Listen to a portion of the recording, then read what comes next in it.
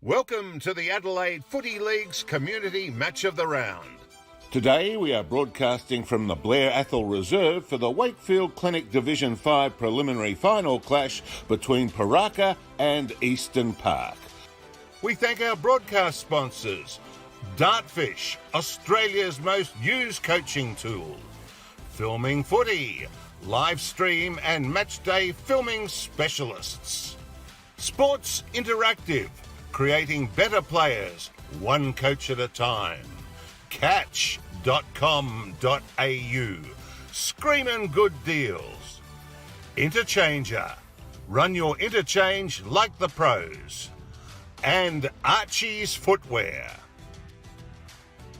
Now please welcome your commentary team, Vince Cosme, Peter Walsh, and your boundary rider, Tony Neal.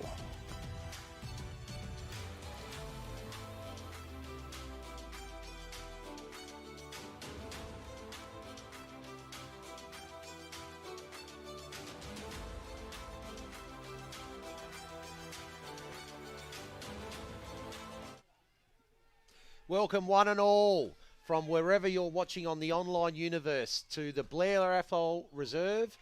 And this is the home of the Kilburn Football Club. But today we're here for a preliminary final in the Wakefield Clinic Division 5.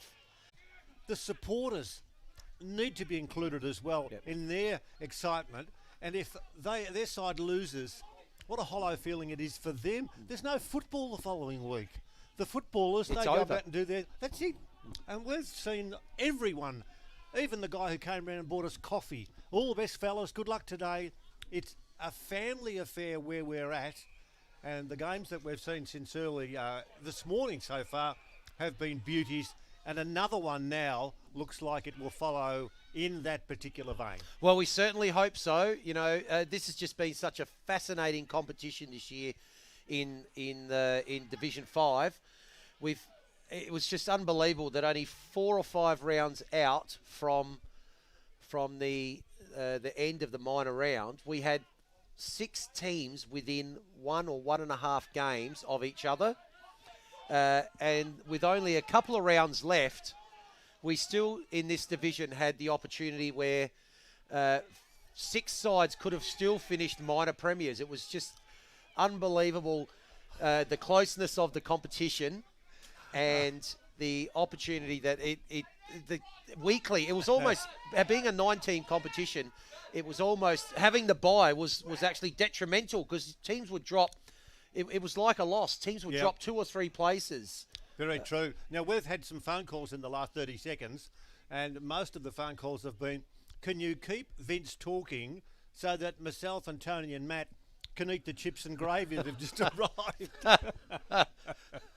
No, magnificent work, and thank you for the hospitality fantastic. last night and today of the Kilburn Football Club. They've just been absolutely brilliant. Didn't have the best season themselves. They'll actually be playing in this division next year in Div 5, but they've got a very, very young team, and they're looking to build medium and long term. But for these 2 teams today, Tony, our performance guru, the chips. he has done some interviews with the coaches, so let's see what the coaches had to say earlier today.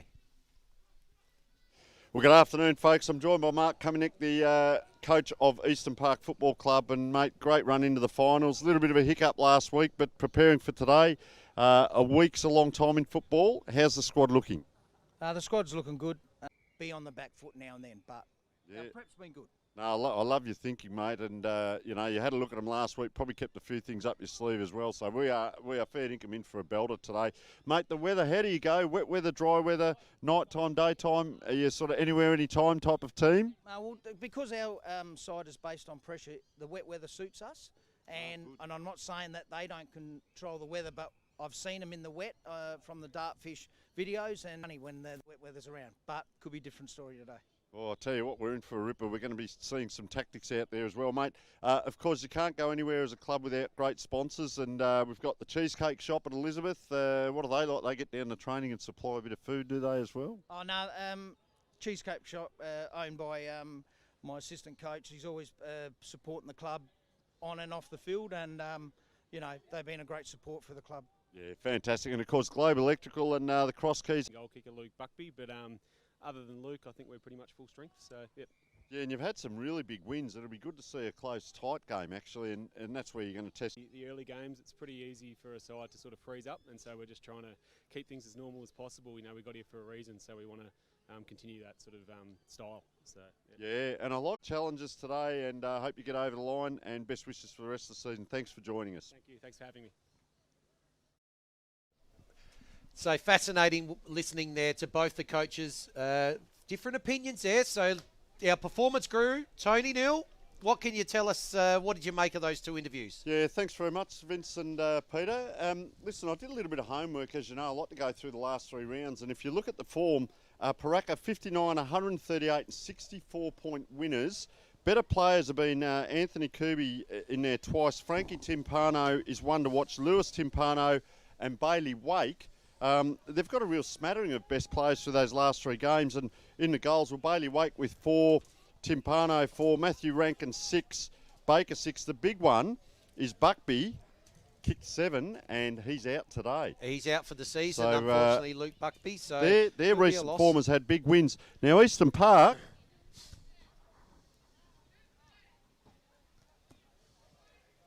Chips and gravy on the paperwork here. So what happened with Eastern Park? 249-point winners over West Croydon, 112-point winners over Fitzroy. So they've had a huge lead in. Then they get done last week. But we hear from the coach that they actually rested some players. So do you keep a little bit up your sleeve, knowing about this game coming in? So McIver is the big one to watch. He's been in their best. He's been their best on ground the last 3 weeks. Yep. And also number 18, Ben McMullen. And we know, watching this team recently, gentlemen, Anthony Burgoyne has kicked 18 goals in 3 weeks and Chris Knapp 15. So I'll head back to you guys and in for a huge game. Yeah, well, I think we are, absolutely. So just watching now, in the early game, it was a 4-point victory to Kenilworth over Pooraka. Now, Kenilworth actually won the C-grade game as well by 15 points.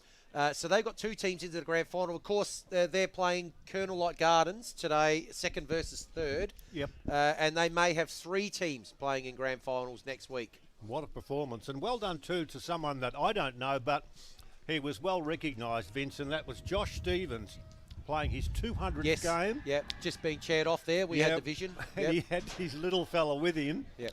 And as soon as the little fella hit terra firma, there was a lot of squawking going on. The kid didn't want to be there. But the dogs, this is my attempt at humour, the dogs that are walking around this ground today, the big question that they're asking is, what's a kennel worth? It's cold. It's cold. It's right? just the day before Father's Day. That's a perfect dad joke for us to lead into. So both teams out on the ground at the moment, just going through their warm-ups. Look, we're looking forward to unbelievable contest. The 2 times these teams have played, interestingly enough, both wins to Pooraka. Reasonably comfortable wins to Pooraka, of course. Now, the first time they played was at Pooraka. The Eastern Park were actually 9 goals to 5 up at half-time, but then ended up getting rolled 14 goals, 23 to 12 goals 4. So a massive difference in scoring shots there, 37 to 16. And, of course, we talked about the recent game that they played. Pooraka jumped Eastern Park at Eastern Park and were never headed, winning 22-11, 143 to 11-13, 79. Tony mentioned Anthony Burgoyne, who was in the goal kickers along with Bailey Wake. Interesting that Louis Timpano was best on ground in both the clashes between these 2 teams. So we'll look to see how him and his twin brother Frank go today. Buckby's going to be a big loss for them, but they do have other players which should be able to still kick them a winning score today. So it'll be interesting to see how the dynamic is. So let's have a look at some of the graphics and statistics coming into this one. So yes, both teams obviously in the navy and the red, with the Eastern Park team with their predominantly white Guernsey on. Bulls and the Demons. Pooraka with 12 wins. Eastern Park was 4th with 10 wins. amazing competition, as I said, this year. We had a situation where, for example, Lockleys lost their first 3 games, then went on an 8-game winning streak to get to top, and then after that, a bye and a loss, and they've tumbled out of the 4 and finished 5th. We had teams that were dropping 3, 4, 5 spots, conversely moving up 3, 4, 5 spots in a single week, dependent on results. A lot of these teams, when they played each other, there were splits between wins and losses over the journey. This one being an exception, with Pooraka seeming to have the wood on the Eastern Park team, but we'll see what happens today. Both teams obviously have been steeped in history. Premiers Pooraka in Division 1, going back a little while, and Eastern Park with 4 flags through a very successful period through the late 70s and early 80s, Peter. And, you know, when you look at, and I know you love your research, you love reading, and I was just scratching around, and then Pooraka, the Abattoirs Football Club. I wonder where that name originated from, the Abattoirs Football Club. Didn't stay there for all that long, but when you are looking at the club and you're thinking about where did it all happen, etc., you can go back, and that is the name that jumps up and looks at you. But unfortunately, as you so accurately suggested, it's a big loss. Buckby's out of the side with that 60 goals. He was a star. And when you've got someone up forward who can kick those goals, and he's gone not for a week or 2 or 3, he's gone for 12 months. That's usually what happens with an ACL, and he will be sorely missed. That's going to mean some real angst, lacking that key forward who is not going to be available. Now, Tony's been out in the middle. The toss has just taken place, and not just the toss, but I'm really interested in what Tony has got to say about the weather conditions, particularly if those trees are still doing a bit of shaking with that wind. Okay, so Pooraka have won the toss. They'll be kicking to the left of your screen. That's with the wind, because currently 12.2 degrees and feels like 8 as we're out here. 60% chance of rain, so I'll be getting nice and close in with you guys. And of course, the wind is coming from the southwest, so it's coming from the left over my shoulder here, down towards the scoreboard. So I'd suspect you'll see a lot of the play to the left of screen. I'm tipping Pooraka by 38 points and a mighty start.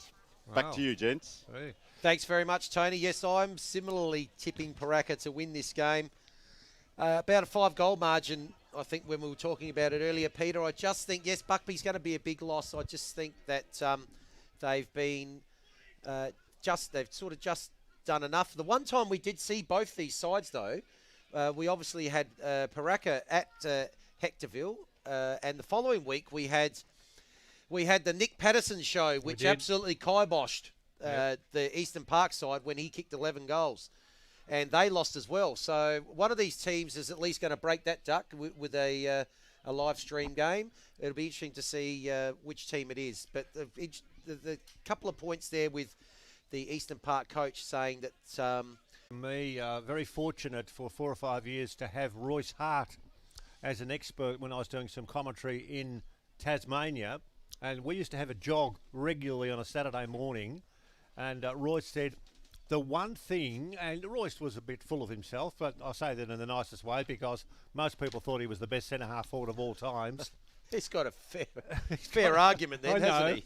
But he used to, when he woke up, we go for a jog, I'd say, mate, what do you look for the first thing that you climb out of the bed on the day of a football game? And he said, I don't want there to be any breeze. I don't want there to be any wind. I like going for my marks. I like to be able to time my leaps with precision. And he was such a spectacular high mark. He hated, not just disliked, he despised playing in the wind. He said, I can cope with the mud, cope with the rain, but not with the wind. Now, as Tony was on the money out there, it's not a massive breeze, but during the morning, I've been here watching the earlier games, it has sprung from place to place. It might cause a little bit of chaos out there, and I'll be interested to see who, when they grab the advantage with the breeze, can do any damage. Indeed, it will be interesting to see how it goes as we're seeing the interchange players come off now for both sides. Let's just have a look at how things are lining up in the middle as the umpire's about to hold the ball aloft. And one of these teams will be playing in a grand final next week, and that same team will be playing in Division 4 in 2022. So for the opening bounce, or the opening ball up, I should say, up it goes. So the ruckmen go up. Umpire's pulled out a free kick straight away. That's going to go, if we played advantage, we have. So the ball's already inside Eastern Park's forward 50.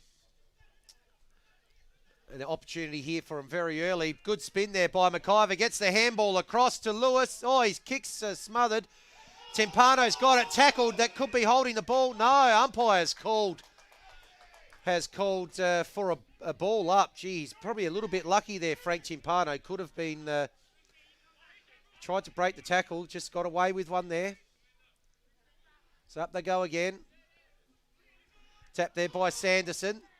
Tackle applied probably without the ball that time. It's about 25 metres out. Geez, a very tough start. Umpire's letting it go. This time he has called holding the ball, and it will be an Eastern Park free kick. And they'll line up for the first shot on goal here. So some very, very good pressure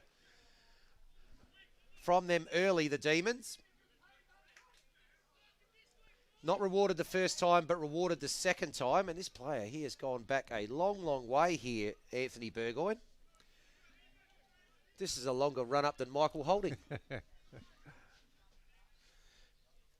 So he's in good form, Burgoyne. Been kicking lots of goals, and they'll be looking for him to add to his tally of 40, of which nearly half have come in the recent weeks when they've had those couple of very big wins over West Croydon and Fitzroy. So in he comes, Anthony Burgoyne. Off the side, and bit of a poor result for him, so that's only a minor score to open the game up. First point on the board, and it goes to the Demons, Pete. Yes, you would have thought bread and butter for someone who could normally kick the ball with dexterity and accuracy, but that was a poor kick, the first score in the match. And there's not all that much breeze that's blowing out there. We're going to see Timpano, that's Louis, from half-back, blast the ball around towards the half-forward line where it bounces, and we'll go over for the boundary throw-in. And I reckon that Matthew Marston, who's lined up on the interchange bench for Eastern Park, is the biggest interchange player I think I've ever seen. I'll say that quietly because he's close to the broadcast box where we're calling.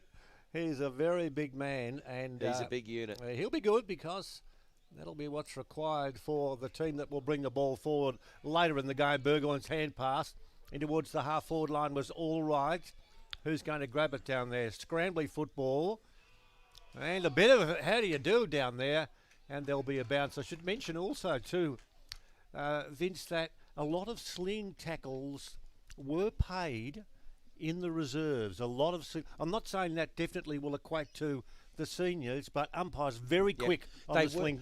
They were last night too. There was a couple paid early, and that actually just took it out of the game. And the players knew that they couldn't do that double action and bring the player around and drive him into the ground. So kick towards Pooraka's half-forward line there was by Armstrong, and that's gone out of play. Tony.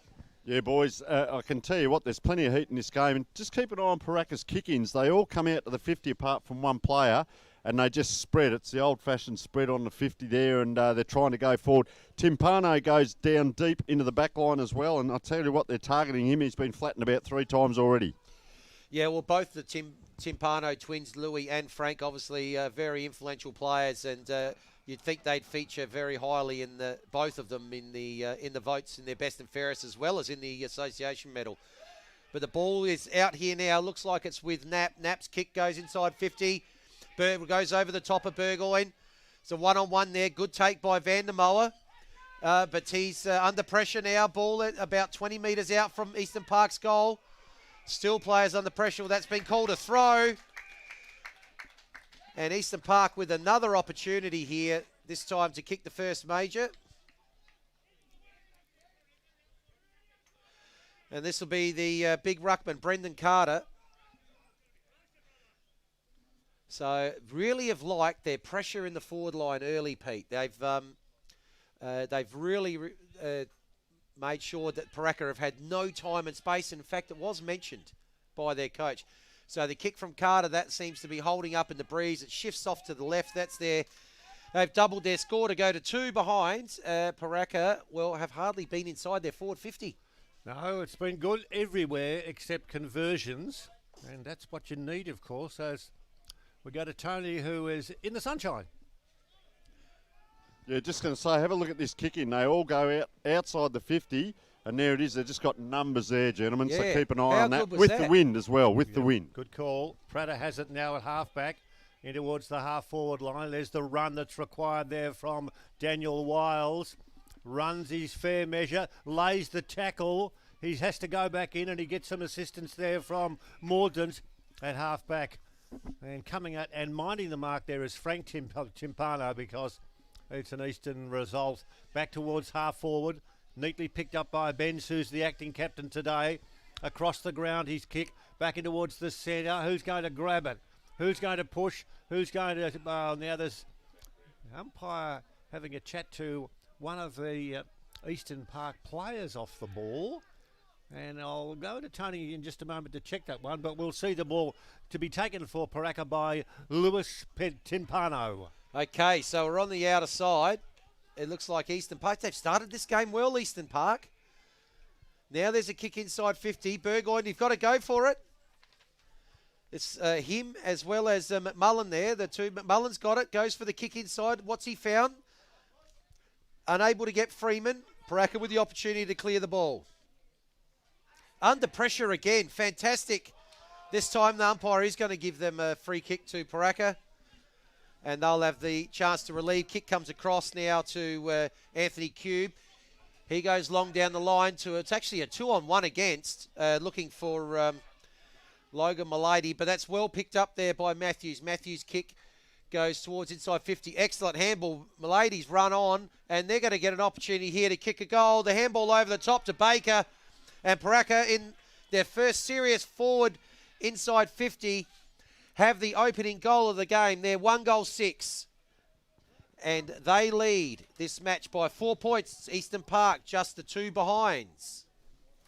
And just looking very quick interchanges there by Pooraka. That started on the half-back line. That player crumbed that ball beautifully. Number 13 there took off.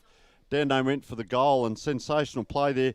They've had a little bit of it. I think it's been all Eastern Park so far. Pooraka gets it down there, kicks the goal. I can tell you behind the play, it's a preliminary final, and we know you've got to be hard, but there's just a little bit of sniping going on in back play by both teams. So I'll be keeping an eye on what's happening there, gentlemen. Are you surprised by that, Tony, by those sorts of things that are happening? Given is there a significant history between the two? Not really. Not really surprised. I think they're both big, strong. Have a look at the bodies on a lot of these blokes. Big, strong. They're just trying to exert their influence like the wildebeest in the wild, Peter.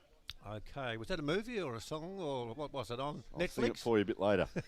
Well, there's a lot on the line. Well, I got to tell you, this is a good scrap, and out of the middle, umpires watching, and he's blown the whistle and said there's a free kick. And then for a minute I thought he was going to give Mearidge. Not the case. Tallest man in the game towards half forward. There's a tumble and a push. Over the shoulder call. Well, we can see it from Another where we player are. There's bowled another over. one who's thrown on his backside. That was Ben Prater. And so there will be a kick downfield. So there is a little bit of needling going on there. There is, but the prize is huge. Yeah, absolutely. Now, the kick there is probably as bad a kick as you'll see for the duration of this game. It's a Vandermeer who takes the ball now, and he will kick the ball in towards the half-forward line. It bounces around. It'll be grabbed at half-back there by Turnington. Hand pass over the top.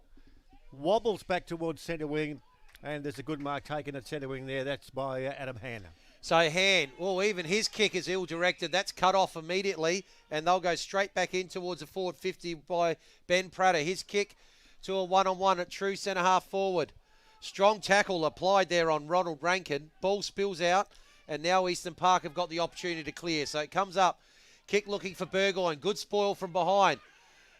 Excellent shark there from O'Loughlin. So his handball then ends up with a kick inside 50. Trying, there's McMullen. Against a 2-on-1, a 3-on-1. McMullen, he's done unbelievably well. What a goal from Ben McMullen, outnumbered 2-1, 3-1 in the end. And he has got the job done, and that is the opening goal. Have a look at this on the Simon Black Academy replay. Ball comes in towards 50. There you can see, starts as a 1-on-1, then it becomes a 2-on-1. Manages to get the ball off the back, snaps it through, and what an excellent goal that is. Bit of class, and he's well received there by the good crowd that continues to build. And Tony, who was sitting in the rain earlier on, is now enjoying some sunshine. Yeah, very quickly, tackles 15-5 Eastern Park's way, and tackles inside 50, 9-0. So they are leading out there in the physicality. She could be about to unleash, so anything could happen out there. That scoreboard, I would suggest, needs a paint. But we can see over there the brightness of the figures that do bounce out and say hello to us. Certainly easier to see than last night.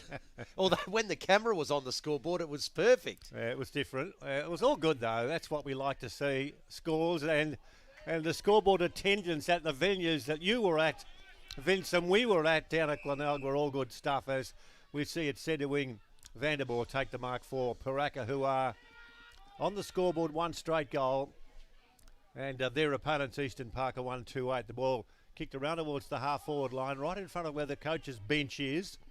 And if the coach sits down, I'll be able to see where the ball's delivered. It comes back towards the centre of the ground.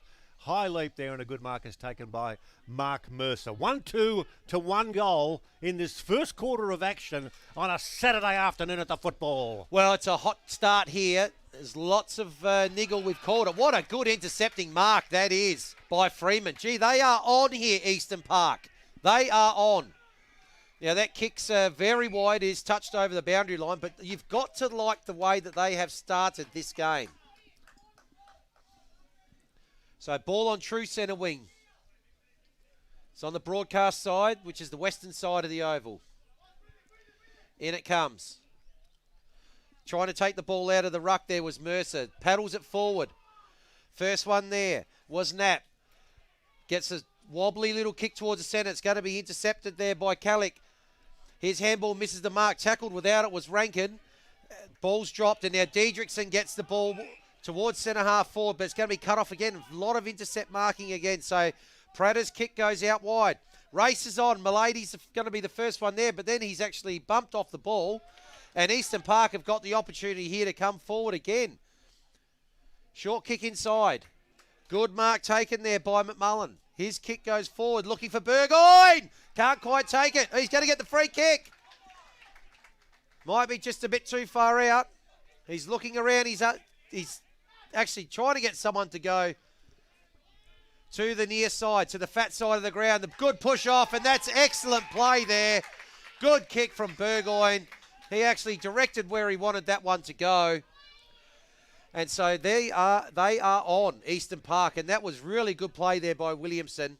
He was in the box seat. The kick was kicked to the forwards advantage, Peter. That's just what we like nudge. to see. Yeah, little nudge. Kick it to the forwards advantage. Nothing wrong with what he did there. So Williamson with the opportunity here to kick their second goal.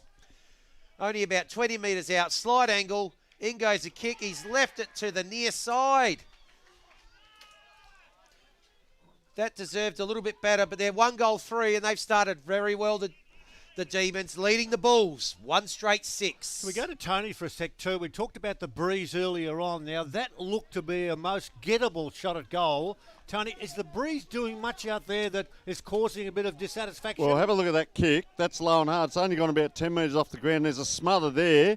I'll come back in a moment, Peter, just while the game's on. Okay. Kick the mark to Burgoyne, who leads out, jumps high, and drags down the mark. Directly in front, plays on. No one watching the mark. Watch the mark if you don't mind. If you did, he wouldn't have been able to kick that easy goal.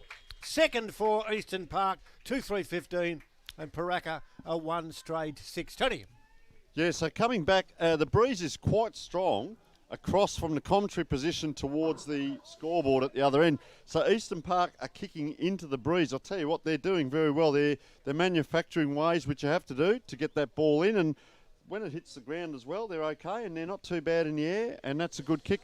That last shot, we all thought it might have faded and gone in, and it didn't. It was just as straight as anything. There are very dark clouds to the right of the screen as we talk. We're Won't be okay too here, far mate. away. We're fine here. Yeah, quarter time they'll come in. So great start here by the Bulls. By the Demons, sorry, over the Bulls, I should say. So interesting that... Yeah, Go very on, Tony, quickly. go on. I was just speaking to Eastern Park. Their colours are normally very similar. They've They got are. their away jumper They've got on their away too for the the viewers. away Guernsey on. So white's not a good White- colour for today. White's not the good colour, but up it goes. Good start here by Eastern Park, jumping high, but the tap is going to be done there by Mercer. An opportunity here at half forward for Pooraka. So good work there by Frank Timpano. His kick is long, right down towards the teeth of goal. It's going to bounce through, and that'll be their first behind. So they'll go to 1-1, and they are trailing Eastern Park, who are on 2-3-15. So Eastern Park have got the ball in quickly. The short pass is good, and it ends up here with Adam Hahn. So Adam Hahn looking to go long down the wing. Oh, gee, that's got to be a free kick given away by Burgoyne there, just a little bit too ambitious. And that will be taken by Walker, and he'll put Pooraka back into their attacking side of the ground. He's going to play on. Kicks a hoof and a half, a fairly long bomb from way out west into towards centre half forward. There's a push out. Umpire indicating that that was illegal, and there'll be a free kick, Eastern Park, to take the relieving kick. And we should never sell short the fact that the big full forward or the key forward for Pooraka is not playing. And when you've got a guy who's kicked 60 goals for the season and isn't playing in such an important final, that is a real disappointment, not just for him, but for the football club and all of those who like to see spearheads doing the right thing. And because he can't play, and of course I'm talking about Luke Buckby, that's a big loss. Well, it may be just being that option up forward. They haven't really had someone present. Having said that, it's still early, and only 17 minutes into the first quarter here. So...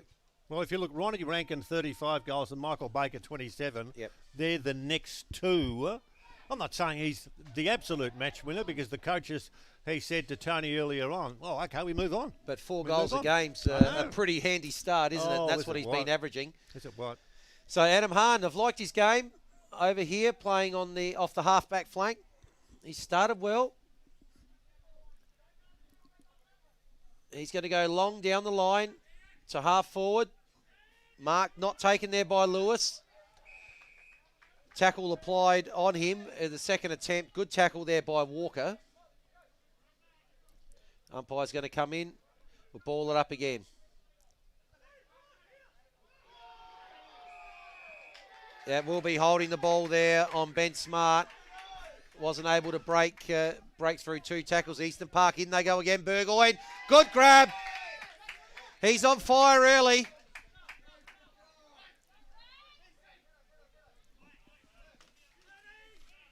Anthony Burgoyne.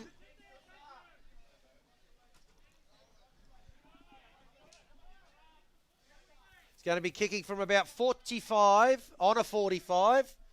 So into the breeze. You probably think maybe right hand post and maybe a little bit of fade back towards the middle. So in he comes.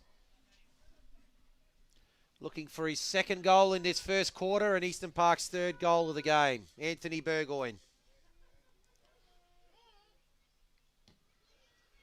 Ball does fade. Doesn't quite get there in the teeth of the square.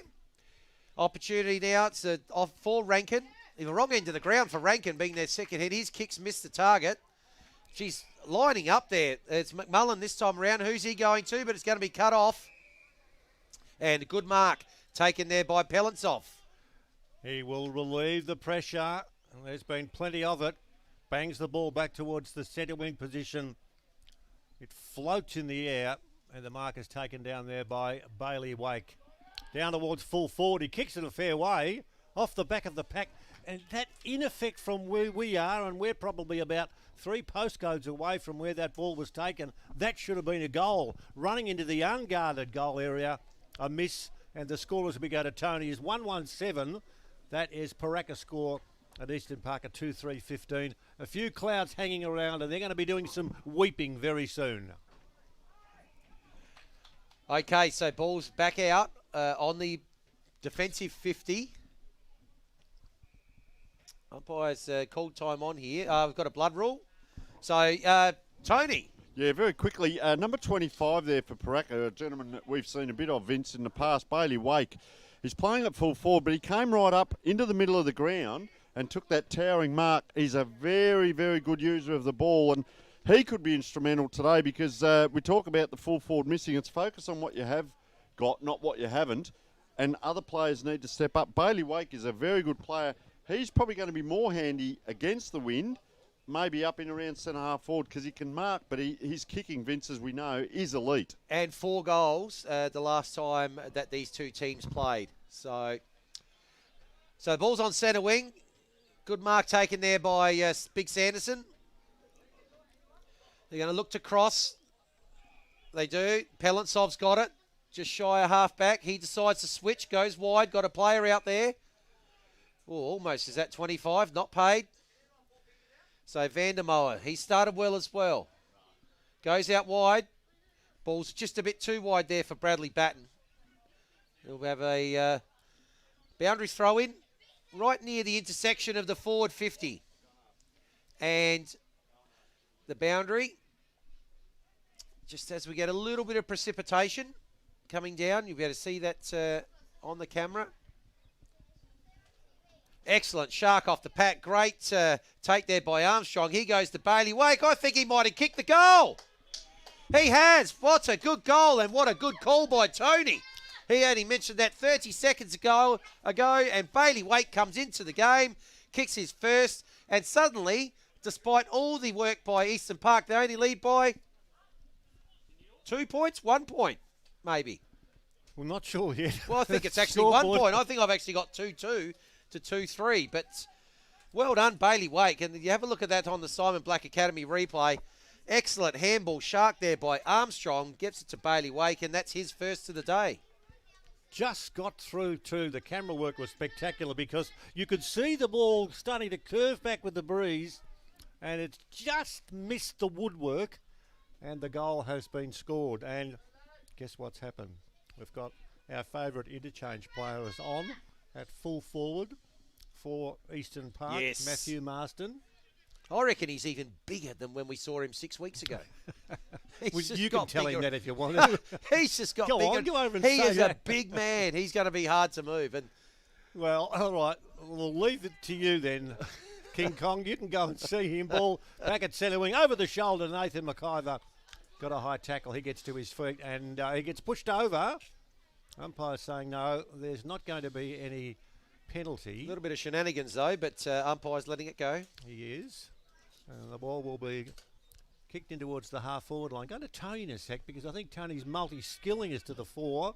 We'll just see whether or not we can get Eastern Park up with the possibility of a score. The ball at centre wing out of side. Scrambly, both teams going hard at it as we head towards the quarter-time siren. Kicking towards the half-forward line. Should have been marked down there but wasn't. That was Baker who went for it. Couldn't get it. And the clearance across the face of the goal mouth, and it's paddled towards the boundary line, and will be, as it disappears from my sight, yeah, it's gone over the boundary line for a throw-in. 2-3 to 2-1, Tony. What have you been doing? Well, it wasn't a blood rule. It was Brad Torkington came off with a very badly dislocated finger. I wandered down to the Kilburn people and asked for a doctor, and they said no. By the time I got back, there was a Kilburn club legend down here, knew what to do. Popped it back in. He's just getting it taped up. He'll be back on the ground. They breed him tough out at Eastern Park, and Brad Torkington, you are a champion if you can get back out there. Gee whiz. Good effort. That's Dr. Tony. Only worse is when they actually do a shoulder and you see him pop. Oh, gee. Anyway, ball's inside almost inside forward 50, just outside forward 50. Well, that's not really a tackle, Palentsov. I'm not sure why you're appealing. You were just laying over the top of Morris Freeman there. A little bit of push and shove, but he's got the free kick. Con the umpire there, absolutely. So Palentsov just outside the 50. He goes long, out towards the pocket, looking there for Michael Baker, but that's going to go out of bounds. And just as the precipitation falls, Tony. Just going to say that, Vince, a touch of rain. I heard the click when the finger went in. Anyway, I fainted, got myself up and going again. So the rain has come, and Pooraka just can't seem to capitalise down that end, can they?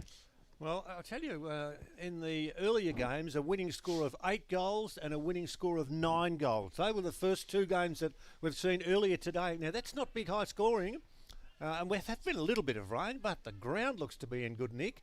So nothing out of the ordinary. And this game, as we head towards the break in play at quarter time, it's 2-3 to 2-1. Rain starting to fall now. It's a lot heavier. And what are we up to? 26 minutes of this quarter as the ball goes over the boundary line for a throw in. And we don't have to rely. The computer skills of people like Matt, who's in the back of the box, can help us out with the scores, as you can see on the screen. But we have to go back to the scores on the scoreboard to make sure what's what. That's the perfect oxymoron we've got there. What is the Bulls' score? I don't know. I'm pretty sure they're 2-2. I think we have one hit the post and one miss. But anyway, we'll find that soon enough at quarter time, what their actual score is. But at the moment, it looks like they're about to line up for a shot for goal. Last 4 inside 50s to Pooraka, gents. Is that Armstrong, is it? I think so. But it's a long way away. Yeah, he is a long way away. Just have a bit of a look. I think it might be. He's going to have a shot for goal. Umpire's galloping a bit too much. He gets no score. No score, so still either 1 or 2 points of difference.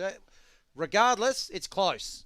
That's all that matters, and let's hope it stays that way. And we have a patrol man who's on the ground looking after half of the oval. And he's saying, my name's Matthew Marsden. Keep out of my territory, you boys. He's by himself in the forward line there for Eastern Park. And he's going to wait for that ball to come down. He might have to wait a while because a good leap and mark taken by Vandermeer, who is a fair distance out. Kicks into the forward pocket. Kicks very well indeed. Gee, poked that ball with accuracy. And when you don't have to break stride, when you're running forward and you're looking at, the possibilities of taking a mark, that was exactly what happened. What are you saying, Tony? You're whispering sweet nothings? Right. Come on, what have you got, mate? The wind is right behind him, Peter. Okay. It's your move, Wade Matthews. He comes in and he kicks it behind. Well, Wade. No, disappointment. That needed to be a goal too because they had a little bit of the play, but they haven't been able to convert, and the Bulls get it behind, and that adds to the score, which we'll tell you about in a second. And just keep an eye on Eastern Park too. Talk about a good spread of age groups. Number 41 out there, Charlie Carlos Smith, we interviewed earlier in the season. He's only 16 or 17, young lad, running around, and there's some big bodies out there. So credit to him. They obviously rate him very highly out there. Yes, and he's number 41, so he's the highest one on our team sheet. The one right in front of him is big Matthew Marsden. He still is occupying half the ground all to himself, Matthew Marsden. He can stay where he wants to if he wants to. It's good to see him up there looking in control. In it comes off the arm of the boundary umpire. Scrambling. Tackle applied there on Diedrichsen. Umpire's going to come in and ball it up. We're getting pretty close here to quarter time. We've got the score level. The scoreboard we think is 1 point behind. We'll obviously get that cleared up soon enough. Not that it matters at this point of the day. All it is it's close, it's tough, it's tight, and it's hard.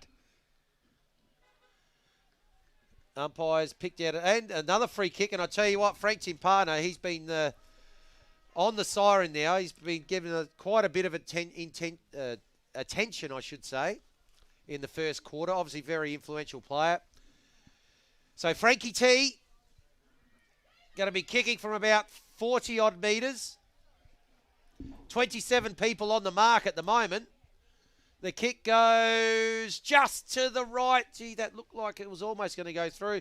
Now, we think that's actually put Pooraka in front by a point. But at quarter time here, we have the Bulls 2-4-16. And we have the Demons at 2-3-15. And this, my friends, is a moment because, Tony, should you decide to accept this mission impossible, I'm loving now what's going to happen when the goal umpires get into the middle and they determine what their score is, and they let those who are officiating on the scoreboard know whether they're right or wrong. Now, this is the part that has to happen. The scores have to be noted by the goal umpires, and then they have to look at the scoreboard and say, right, that's good, that's not good, blah, blah, blah. And the official score obviously belongs to the goal umpires, and this is part of protocol, and I love it. This is what footy's all about. Tony's going to go out and annoy the goal umpires now, probably get evicted from the Oval. Okay, it's 1 point the difference here. We're going to go to a short break. Tony's out at the Eastern Park huddle, and we'll hear what he's got to say when we get back.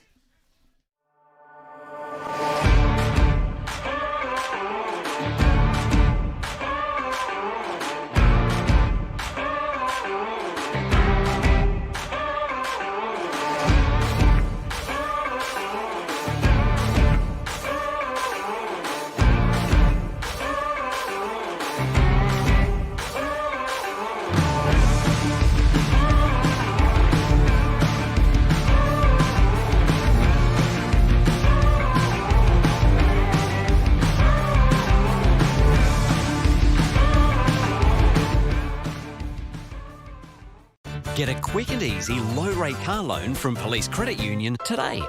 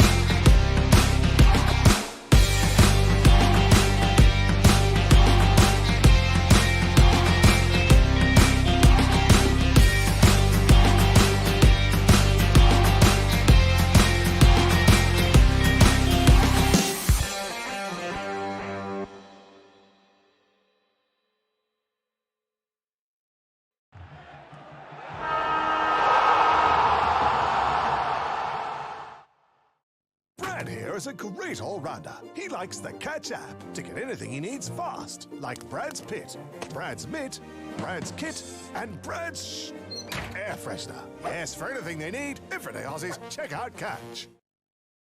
Celine has a love of singing and condiments, which is why she uses Catch to keep her spreads in high supply, like Celine's Dijon. Yes, however they like to shop, everyday Aussies, check out Catch.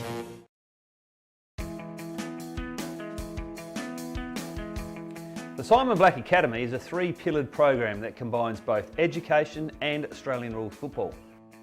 Available in 4 states throughout Australia, the program covers 3 key areas. The first is an education component through the Torrens University. The second is the development of the participants' AFL skills, helping the player to become the best player they can possibly be. And the third is a leadership and growth program. The Academy is a perfect opportunity for participants who like football. Welcome back, gentlemen. I bought my own tent, so everything's fine out here. It can pour down now. I've been out. The scoreboard needs to be changed. The umpires are Mark Braunack and Ron Mersch, and Eastern Park are playing wet weather football now. They're being prepared for wet weather footy.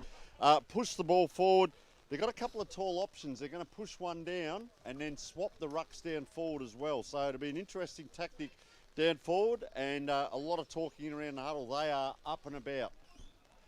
I'm still trying to work out what the scoreboard is. No, we're vindicated. It's definitely 2-4 Pooraka and 2-3 to Eastern Park. So the scoreboard attendant just about to hop over the fence. Well, that's if that is He's done an ACL. Hang on. No. No, he's not. He's not going to the scoreboard though. He's heading off into one of the cars next to it to try and get some shelter.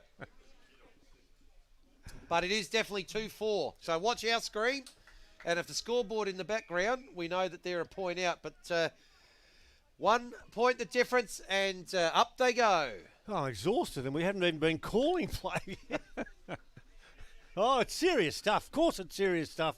Umpire's doing a mighty job. It's all about getting involved in the best time of the year, and that is finals time. As we're going to see out of the middle, I'm reckoning that might even be Rayleigh who's going to take the kick, or Tuckwell, I should say, in towards the half-forward line.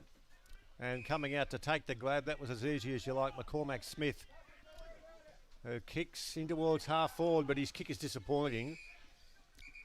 He laid into it and made reasonable contact, but unfortunately the accuracy was to the fore not. As the scoreboard's changed to 2-4 to 2-3, and we're back, thank goodness. So the kick to be taken now for Eastern Park around towards the half-forward line. It'll be taken there by Knapp. Knapp's kick down the ground in towards the half-forward line. And the short pass is on.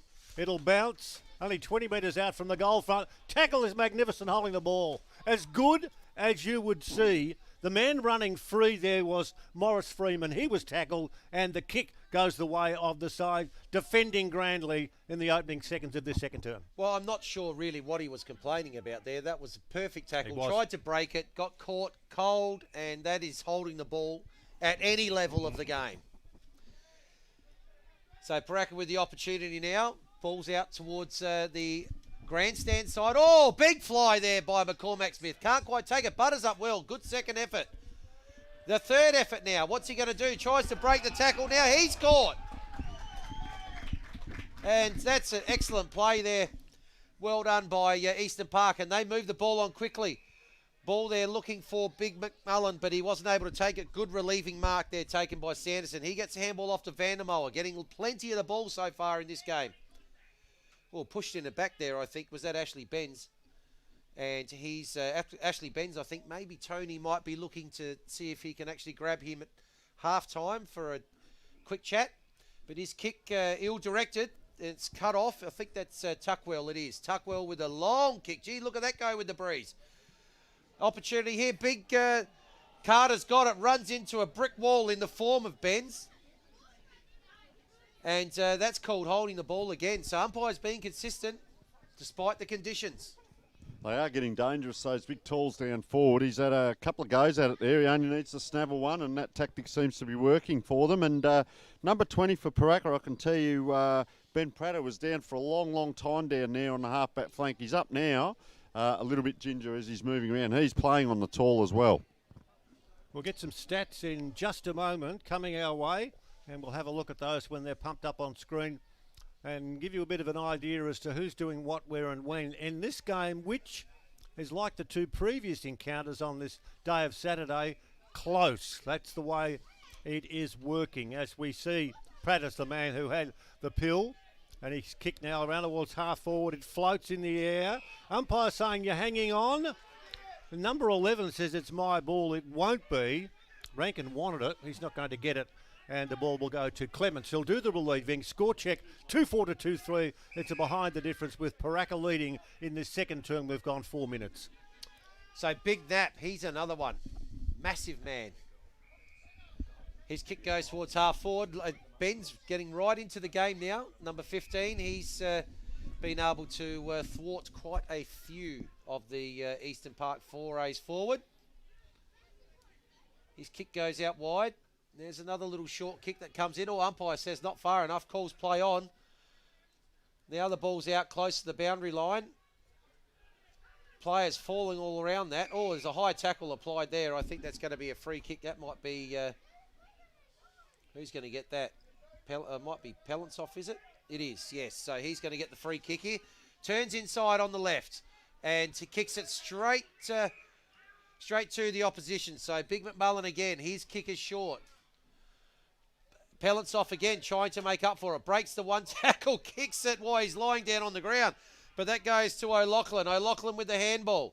He's got someone out there wide, which is Lewis. Lewis with the handball out to Burgoyne. Burgoyne inside 50 goes with the short pass. Dropped there by Big Carter. His handball's ill-directed. And now they have the opportunity here through Armstrong. Gee, Armstrong getting a lot of the ball as well, both ends of the ground. And his kick goes to Van der Moa, who heads out towards the far side mark. Dropped there by Matthews, and there'll be a ball up. Boundary throw in, I should say. We'll get a chance for the stats when we have a bit of a pause in play. At the moment, it's a bit frenetic, the action, but not a lot of finesse. Can't blame the weather. It's a little cold, but so what? That's the way it is during a football season. But both sides having difficulties in when they get hold of the pill, kicking it accurately. Scrambly football in the not so pristine conditions in the middle of the oval, but it's not muddy. It's not as if it's belting down with rain. Maybe it's just the fact that because it's a final, we're seeing a fair amount of aggro, all okay at the ball as we wait now for the umpire to toss it in the air. Plenty of cars over there with the occasional toot-toot. Their ways of expressing their opinions as to the sides that they're supporting. That's what you do when you're in a car. And there is a free kick out there, and it's going to number 3 out there, and that's for that's Joshua Polensov. His kick in towards full forward. It's going to be pushed off the ground and then kicked with the left boot and through for a goal. And I'm reckoning that's number 35 down there. 35 down there? I'm thinking it was 35. The snap is okay, and it's gone through for a goal. And is that Kim Sumner? I think it is. Can you talk to us about the stats? I'm just going to have a look at some of the stats just quickly. Very even in the first quarter. Maybe tackling. Obviously, Eastern Park were right on top with that stat early. And tackling inside 50, which is one that Tony mentioned. Apart from that, very, very even. I've got a feeling that might have actually been Anthony Burgoyne that actually kicked. No, it wasn't. Or was it Kim Sumner, number 35? I reckon it might have been Ben McMullen actually on the McMullen, left foot. 18. Yeah, just keep an eye. Very hard to see. They're in they're in the away Guernseys, as we said, with red numbers on blue with a white outline around it, so a little bit difficult to see. But I'll tell you what, they manufacture. There's a little bit of frustration on the sidelines here with the coaching staff, and they're telling Big Tall to get very deep, which he did that time, crumbed over the back, and there's the goal. So, the wind has died off a little bit. They are kicking with the wind, but they just can't seem to get it past centre forward, can they? Look at this again. Yeah, so that's intercepted again, this time by Prater. His kick out wide's going to be, mark taken there by Timpano.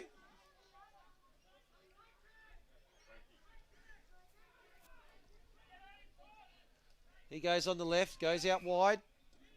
And Vivian Davies got the ball just inside the boundary line. He kicks back inside. And Timpano's got it again. So he'll have another go from the same spot, looking for an option. Now decides to go long, lovely long left foot. Pack's going to fly. Oh, that's a big mark by Rankin. What a grab. That's definitely mark of the day. His kick goes inside 50. That's going to Wake. What a kick as well from Rankin. That was fantastic play. Nothing better than if you take a good grab that you make it count, whether it's a shot for goal or the next possession is what matters. And Bailey Wake now is going to be looking for his second. And that is play of the day there, absolutely, by Matthew Rankin. When someone takes a grab and then knows downfield there's going to be a lead and his forward does not break stride. Perfect delivery now to make sure finish they make it off. Pay. Bailey Wake. Drifting too far. Can't make it count. Can't make it count. So Rankin, you see, that was play of the day. Vince, you're correct. A possession of the ball down there, Pooraka. They've had 20 marks this quarter already. They had 15 for the whole of the first quarter. So they're playing possession into the wind, just trying to tack, and that's what can happen, opportunities. 9 minutes gone, second term. Not a lot of activity on the scoreboard. There might be in a moment, short pass in towards the half-forward line. How about that for a spoil away from Wade Matthews? And umpire gets across and will take control. And, you talk about a mark of the day. That was pretty close to the spoil of the day. That was a ripper. Just what you need to put the energies in and help your teammates out as the ball out of the pack, kicked in towards centre half forward. all in the way, Eastern Park. The kick out to halfback, missed out there by Knapp. He's on the ground, he jumps in, and he missed control of the ball. Who's going to grab it? It bounces around about 30 metres out from the goal front, hooked on the right boot, straight up in the air. Umpire says, not the required meterage, it's hacked in mid-air style. The ball thrown onto the boot there.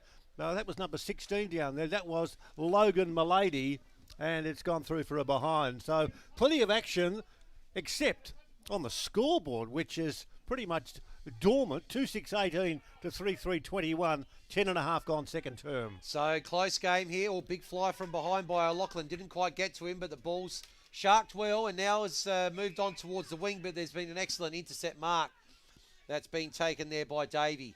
Davey's kick inside. He's found Ben Smart. Smart right in the true centre of the ground. He's got someone spotted up. That's another good kick.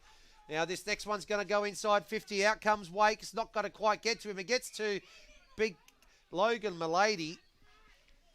And he'll be taking a shot, probably 45-degree angle on the far side of the ground, probably from around about 40 metres out. So just moving back off the mark. That was a good transition there from half back right to the middle of the ground and then out to the outer side, the fat side of the ground. And they now have an opportunity to put themselves back in front. They've had probably 2 or 3 goes at it. 11 minutes gone. They haven't kicked a goal this quarter yet. That one's not going to be their first either. Goes about 30 out. Oh, big fly from behind. Can't try it. Timpano tackled as he was getting the ball. Wake's got it. Gets the handball. Over to Louis Timpano. His kick smothered. Now it's about 20 metres out. Umpire's going to come in. Oh, gee, that squirted out there to Bradley Batten. His eyes lit up, but he was beaten by the umpire's whistle. So 20 metres out here. And opportunity again for Pooraka. They've been pressing the last 5 minutes after Eastern Park started this quarter well. Kick taken out of the ruck and a short kick there by Rankin. That's going to go through for a behind. They're getting closer. They are, not Vince, close but enough yet. It's like we can buy sausage rolls, we can buy coffee, we can buy chips with gravy, but can we buy a goal? I don't know whether they're for sale here, but we haven't had too many. We have not had too many. It's a chance now for the boys who belong to Eastern Park to do the clearing in defence. Nap it was around towards half-back, but it's going to come straight back. It's just been kick to kick at the moment. That's about all. Conditions okay. We had that precipitation that didn't last for too long. Barrel down a centre-half forward. A good kick. And the man who comes out looking like a prancing knitting needle. He came out with legs spreading in different directions. Dragged down the mark. That was, in effect, quite a spectacular grab from Logan Milady. And he is maybe just a little bit too far out. Oh, a little bit into the breeze here. We've seen the ball has drifted across. So it'll be interesting to see here if... it looks like it might have just dropped a little bit just for the moment. We'll see what happens with this kick. He's on the march. He's got the orange boots that are made for kicking. He lets fly. He kicks it well. It's curving back. Oh, it might have been tapped into the post, I think. It is a one flag result. Gee, right at the end, it did a dive there for what might have been a goal, not to be. And the score is 2-8-20 to 3-3-21 at the 14-minute mark of the second quarter. 1 point the difference, and in it comes. That's a big long kick. Looking for the big Carter, the ruckman. Can't quite take it. Ball sharked, and he'll be taken straight over the boundary line there, Anthony Cube. Combined tackle there by Burgoyne and Carlos Smith. With the orange mullet, young Carlos Smith. So, in it comes. The 2 ruckmen are at it again.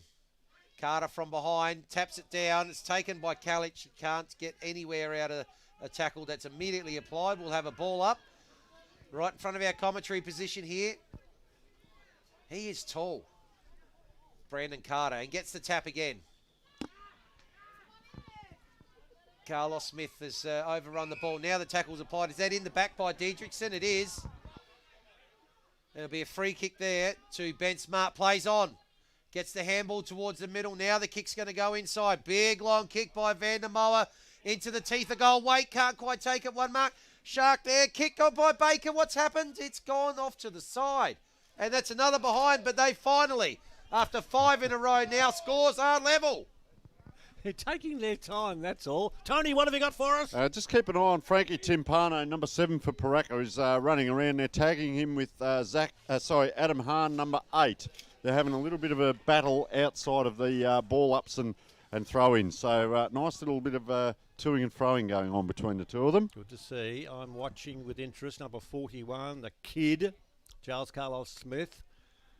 The red locks being blown around in the breeze here. And only a teenager, and you just think about what could lie ahead for a young pup like that. Playing with the seniors, playing with grown men. And he's out there trying to do as best he can, playing in a final. And you wonder what's going through his mind now as to what aspirations he does have for his future in the game that we love so much. Boundary umpire has the flick in wide of where we are on the opposite side of the ground. There's a scramble, and it'll be do it all again. 16 minutes gone in the term. Overall, the game, 5 goals, 12. It's 2-9 to 3-3, 21 each of 2 at the football. So we're almost at half-time, and we're no closer to having a decision here on which way this one's going to go. Oh, the bold shark there. There's going to be a kick in towards the forward line, but that's going to go across the face right in front of Carlos Smith there. And we'll have a ball up right around deep in the forward pocket here for Eastern Park. Any score will put them in front.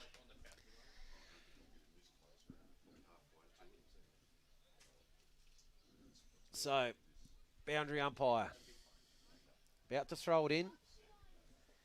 It's going to be Knapp and Mercer having got this one. Not sure. I think he's going to have another go at it. Burgoyne was the one that ended up with it. It's just going to come in a few more steps. That we'll have take 2. In it goes. Good tap down there by Mercer. Allows them to then get the clearing kick. Mark just dropped now. Timpano, what can he do? Goes on the right. Wobbly kick. Bounces in front of Batten. Tackled and caught holding the ball. Excellent tackle by Tuckwell. His kick goes out wide. Looking there for Adam Hahn. Wobbly kick coming up in towards inside 50. It's all Pooraka back there, but they've overrun it. Now there's an opportunity for Eastern Park. Stacks on the mill there. Oh, it's bobbled out. There's Carlos Smith tackled without it potentially. And he will get the free kick. Goes with the quick handball. Over to Tuckwell. His kick goes up towards the forward line. Oh, mark not quite taken there. Handball misses the mark. It's going to end up here with Christopher Knapp. Dodges one. High kick. It's floating. It's floating. Oh, it's been dropped. What's happened? Oh, it's gone through for a rush behind, but that's enough to put the Demons in front. Goal umpires earning their money today, all right. Waving the flags for 1 behind. And they've had to do that 13 times now. And you'd have to say to yourself that inaccuracy, the disease of inaccuracy, 2-9-21 to 3-4-22. The last thing you want to do is miss goals constantly, and that has been the flavour of the afternoon so far. As we see Timpano Frank kick from half back around to centre wing, and it bounces just where the hamburgers are cooking, and it'll be brought back into play. Very, I won't say scrappy game, but nothing spectacular. We haven't seen any super stuff, but what we've seen is a typical finals game, and that is the hard balls are there to be won. And let's just see if a side can get a run on and kick a goal or 2 in a row as there's a push in the back. And the free kick will go a little bit further away from where we are. And the free kick will go to, let's have a look, that's Vandermeer, is it? Oh, no, Dykbritson, that's all. Another one that's hard to pronounce as we've hit now 19 minutes of the term. And his kick goes forward, but it's well intercepted. And it's just going to come, well, it might come back to exactly where it was. 19 minutes gone. Out it comes. Oh, big fly. Good mark. Taken there by Rankin again. Wow. He's a highlight reel, but he's given away the free kick. Oh, actually, I think the free kick was given away. Free kick to, is that Milady? It is, number 16. And he's got a big long, that's a good kick into the breeze. Oh, is that a mark? What a fantastic grab that is by Sanderson. Unbelievable grab at full stretch. Have a look at this. Coming out on the lead. Just have a look at this kick while he's lining up. You know, he started this lead from the goal square. He's taken this about 40 metres out. He is going at full tilt here under severe pressure and bang. What a grab.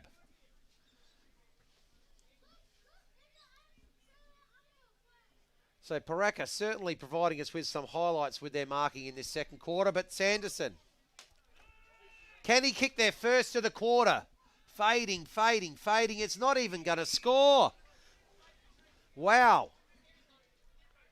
22-21. And in fact, we saw this last night. It was, I think the score 9-14 was Brahma Lodge. 4-16 to Greenacres. I don't know whether it's just this ground, Peter. Well, you're mentioning when we were doing the stats leading into this game, Pooraka 22-11 to Eastern Park 11-13, and then in round 7 earlier on, 14-23 to 12-4. So both sides with speed wobbles when it comes to getting into attack, and you just have a feeling now with probably about 7 or 8 minutes, won't be a long quarter, and such a tight game, a side that might be able to snag 1 or 2 is good for the money. And at the moment, Pooraka in attack. Is there a push? I'm watching umpire. It's hard to pick where the umpire can see it, and he does a little bit of, I'm going to hug myself, he does. And that will mean the ball's thrown in the air, heading towards half-time.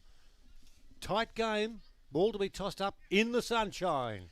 Tap down from Sanderson. Oh, takes it off on the second attempt himself, but it's going to be handball coming out wide. Oh, 2 Pooraka players getting each other's road, but that was a throw, but it ends up with Milady. His kick is in deep, and good relieving mark taken there by Zach Owen. Gee, there's been some good highlights in this quarter. So Zach Owen. His kick short, bounces in front of Hahn. He might be under pressure here. Avoids a tackle. Oh, doesn't avoid the second tackle, but he's caught high. A little bit lucky to get away with that.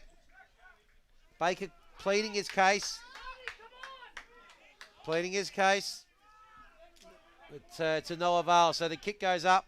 Mark not taken by McCormack Smith, but sharked well by Pelentsov.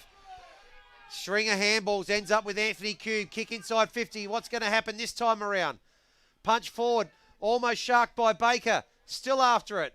And it's going to be rolling over, and another rush behind for the Bulls.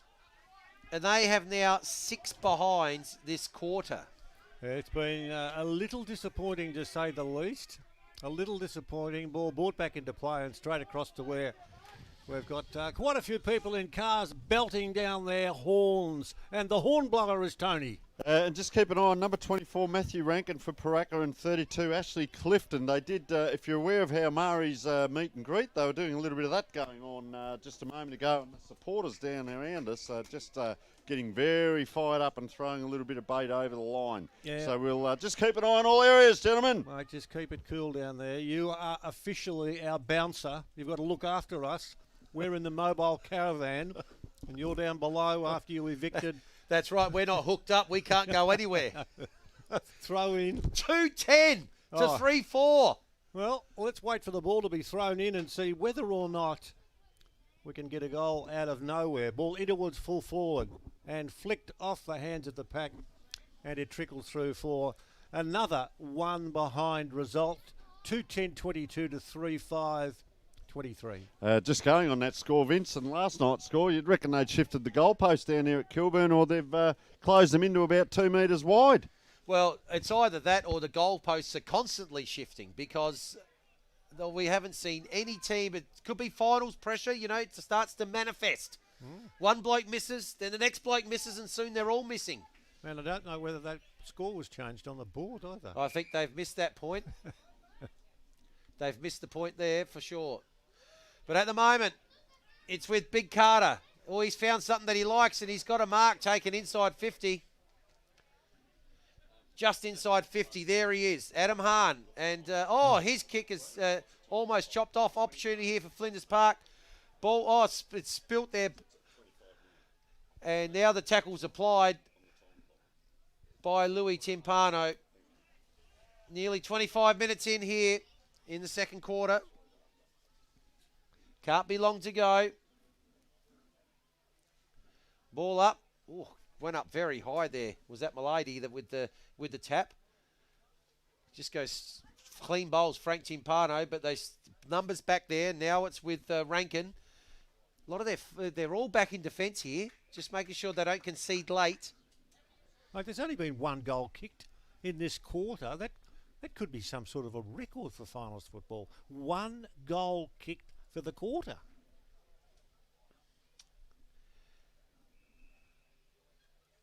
By just pulling him around, that's I think it's Ben McMullen might have the ball at the moment. He's just going to pop it up.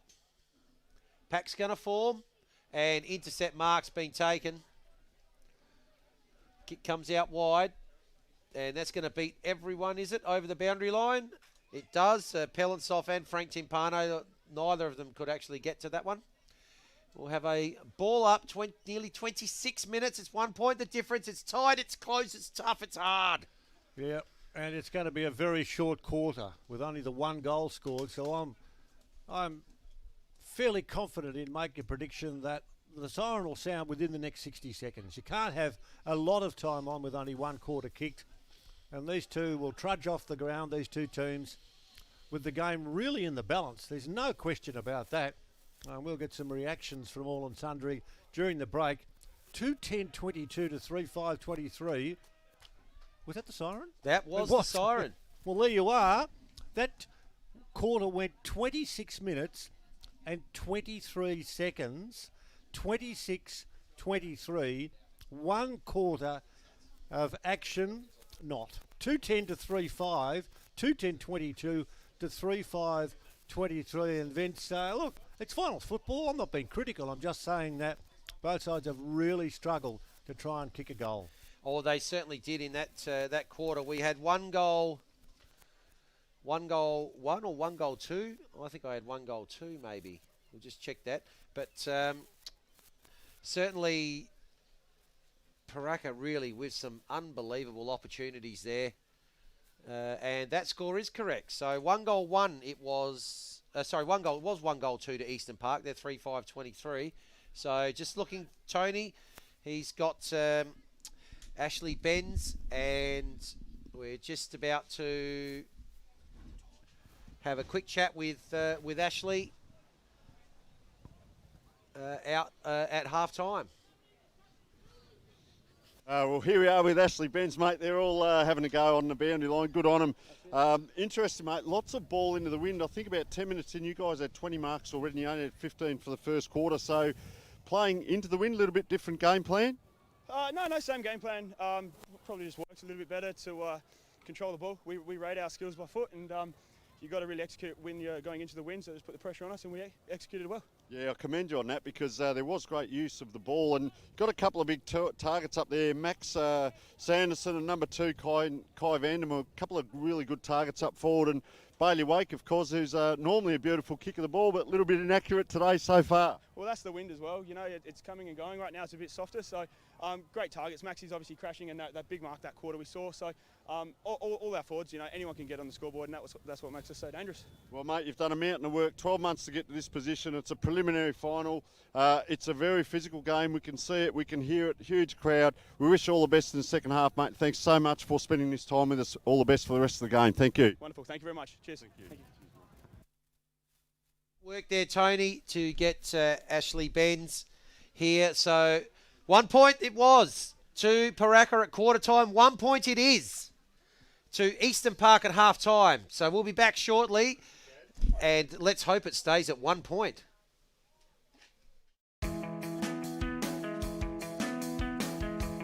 The Simon Black Academy is a 3-pillared program that combines both education and Australian rules football. Available in 4 states throughout Australia, the program covers 3 key areas. The first is an education component through the Torrens University. The second is the development of the participants' AFL skills, helping the player to become the best player they can possibly be. And the third is a leadership and growth program. The Academy is a perfect opportunity for participants who like football, They get exposed to AFL coaches and mentoring opportunities as they do their university degree. The first 12 months allows participants to complete a diploma in Sports Management Elite, and if the students elect to stay on for a further 2 years, they can complete a Bachelor's in Business Management with a sports focus. Based down at Norwood Oval and the Arc at Campbelltown, it is a fantastic program for anyone interested in sports management who loves football and wants to extend their education with a Torrens University degree. Feel free to check out the website simonblack.com.au. Get a quick and easy low-rate car loan from Police Credit Union today.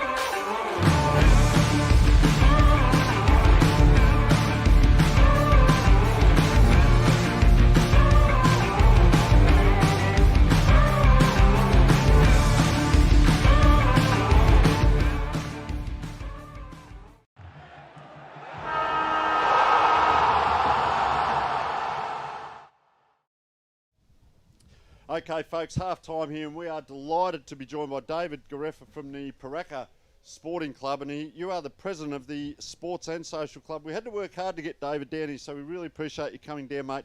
Tell us a little bit about the environment. There's been a lot of work going on down at Pooraka and the environment around the club. Yeah, there certainly is, Tony. We're working very hard at trying to build a more inclusive environment, which obviously sets some foundations to develop culture and leading into being a club of choice in the area. The club's worked hard over a lot of years. It's not easy for any of the community clubs, but we've made a decision. We want to be the best at it that we can. Yeah, mate, I go back to the Safford days. I can remember Pooraka being a mighty club. I was down at Ingle Farm and we used to look up to Pooraka and thought, wow, they're leading the way. And, you know, here they are out here in a preliminary final, because what you do off the field transfers to on field. You've got a mighty team. I know 3 or 4 of the players personally. You have got a mighty team, and you can hear out there just the way they're talking with each other. There's not a lot of arguing in that, just great teammanship and mateship amongst them. Look, the one thing I really want to talk about, we'll get off the game here. Folks, this is unbelievable. The Breakthrough Mental Health Research Foundation, I know a lot of people don't talk up themselves and that, but this is your opportunity.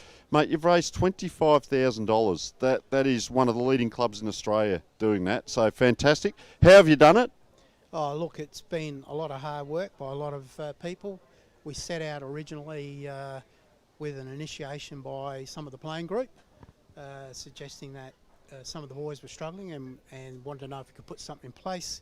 That led to conversations with John Mannion, the CEO of the Breakthrough Mental Health Research Foundation, and hopped on to Scott Charlton of Parra Hills, who'd been doing a good job with it. So we sort of learnt from some other people. And for us it involves football and cricket. So we've run a series of events between footy and cricket. Raffle days. Recently we had the breakthrough round, which we made a decision to hold with Salisbury. Yep. And you know, a big thank you to Craig and the boys down there at Salisbury as well. They got on board with it. I think that day alone raised somewhere around 13 grand. Wow. You know, there's been a bit of sponsorship in terms of providing Guernseys, which were auctioned off. Yes. Yep. But the important thing was to bring about an awareness within our club and within our community. It's not just about our club. For us, it's about our local community too, so we don't mind who puts their hand up and needs support, but that's what they're there to do as a community club. And I'm pretty proud we've got a mental health and wellbeing committee, which is headed up by Colin Kirkwood, Zane Kirkwood's father. Yep. And Colin's done a magnificent job. He sits on the board. That's the importance with which we hold the role. And the research side of it really appealed to us because it's about learnings that can be shared with other people to make a difference, and it fitted really well, probably with COVID coming along as well. Yes. There's been plenty of publicity and communication through the media about the impact it's having on young people. And, you know, we've just chosen to be part of a solution rather than sitting back and just talking about it. Mate, you've got to be commended. That is absolutely sensational, and I think if more clubs can get on board and even get in contact and say, well, how do we do it? How do we go about it? Because it's a successful thing that you're doing. And if we looked at a mind map and we said, well, okay, there's the mental health side that we're doing. We're a club of choice. The other thing that you're doing as well is there's a lot going on. A master plan working group. This is really exciting. It extends out into the community because the mental health is in around the club and for others that want to join in. Then you've got the wider look that we look at is the whole community. And tell us about the master plan working group involving the council. What's that one about? Yeah, the City of Salisbury's been working with the clubs out there. We've set up a master plan working group. Wow. And I guess the idea is just really to activate the precinct, increase participation, get families and our local community to actually come into the area. And it's a lot more than just football as well, as you said, the walking trails and everything. But there's other sports involved. So we're looking at creating a sporting hub out there. So some of the other sports, I think tennis, netball, you were saying? Look, we've got the Pooraka Netball Club out there. They've been established for quite some time. We've got a couple of soccer clubs out there, Metro Stars Women's League and Gleason's Men's soccer teams. We've got obviously the Pooraka Cricket Club and the football club. So there's a fair bit going on out there, and I think it presents a great opportunity to set some benchmarks out in the north, and hopefully, if we develop this right, it will set benchmarks for other councils and other sporting groups. Well, there we are, folks. David, we really appreciate it. It wasn't just about coming and having a yap about the game. We can see all of that, but finding out a little bit more about the Pooraka Football Club and the whole community out there, mate, it is absolutely sensational. You are leading the way, and best wishes for the future. Yeah, thank you very much. Thank you. So thanks very much, Dave. That was excellent work. It's good to hear what's happening out in the precincts. We're going to have a look at some of the stats now leading into half-time. Well, in that quarter, inside 50s in favour of Pooraka. Well, it was 6 scoring shots to 3, so but only the 1 goal, of course, kicked by Eastern Park. Less turnovers there in that quarter, so both teams managing to hold on to the ball. Bit better work defensively by Eastern Park with their tackling and tackles inside 50. The hit-outs in favour of Eastern Park again. Good work done by Brendan Carter. He is an absolute beanpole, he is. He's almost as tall as the light tower. Clearances pretty even. Centre clearances, though, despite the fact that the hit-outs might be favouring Eastern Park, centre clearances certainly in favour, heavily in favour of the Bulls. Mm.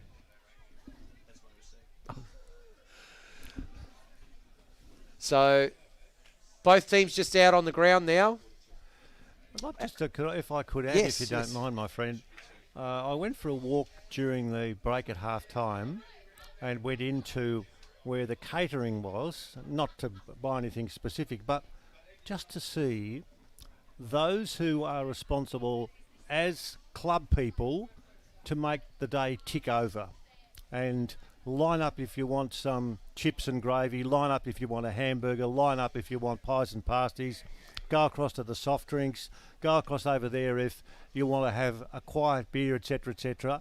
Plus, make sure of social distance. Make sure when you walk into an area, you have to have a mask on. Make sure that you get your phone out and you, in effect, can be checked down the track to make sure that you have signed in and out. These are some of the things that have to happen in this day and age now. All clubs do it.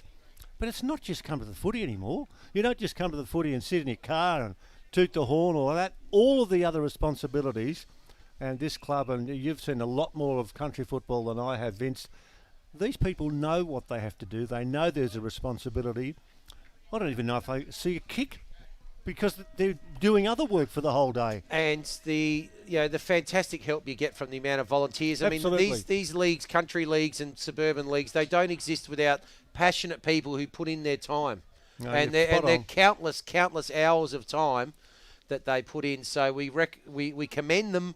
We commend them all on the work that they do, and even all the restrictions that have been placed on us all.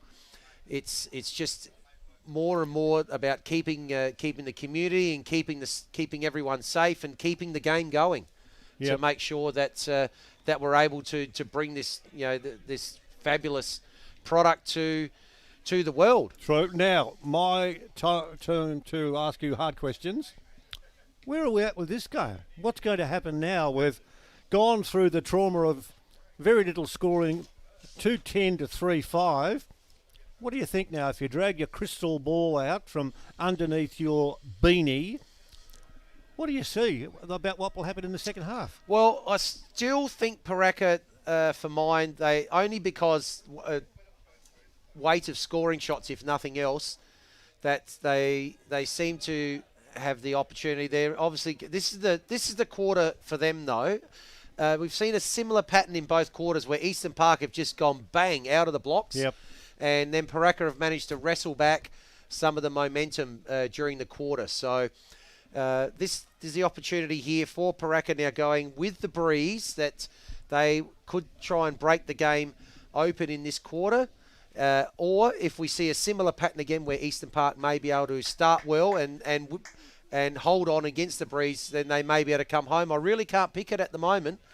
It could really go either way. No, that's not good enough, mate. I wanted a definite answer. I wanted you to be solid and to say, this is what's going to happen. Well, what I am going to say is that neither team's going to kick 10 goals. How's that? That's all right. Up it goes. It's split in the middle. Paddled forward. Opportunity here for Eastern Park to take the first foray. Can't pick it up there, McMullen. Now the ball's on the ground. Maybe tackled a little bit high there. And actually, umpire's going to pay holding the ball. Off he goes like the racehorse. Pellets off. Looks for the kick inside 50. Ball bounces in front of clean bowls about three other players. Now Eastern Park with the opportunity to get the ball forward. Up to a one-on-one. Benz can't quite take the mark. Good Shark. Here's Burgoyne up high. Big Marsden. What's he going to do? Push off. One arm. Can't take it. Second effort. Can't take it again. Ball spills out. Here's Benz. Goes with a long handball. Looking for Timpano. Being chased by Knapp. Can't quite get him. Kick towards the centre wing. Is that going to bowl out? Ooh, that's McCormack Smith spun around. Probably missed a couple of Eastern Park players there. Looking to probably put a little bit of pressure on him. And we'll have a boundary throw in. Early stages, third term.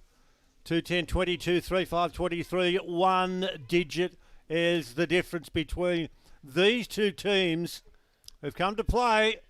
First goal so important in this, the third term. Who'll get it? It might be Kallich who comes out with it. Got it towards Palantov. Couldn't take it, but kicked the ball down the ground. And the grab was good. Michael Baker. And he is certainly within range. Michael Baker wearing number 10. Emblazoned over his back. Now he is going to take all the time that is necessary. The score before this kick is 2-10. The score before this kick is 2-11. He's missed 2-11. Are you serious?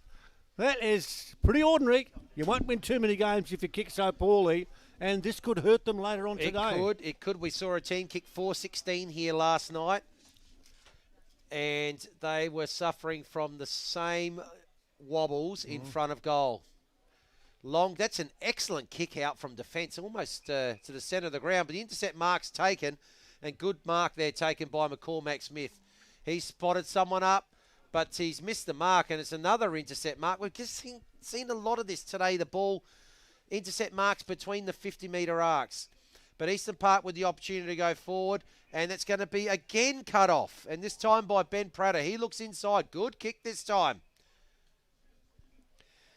Rankin really set the game alight in the second quarter with some excellent marking. Decides to switch play. Got a player out free here. Davey swings around on the left. Very wide. Wobbles off the boot. That's going to go straight over into the fence.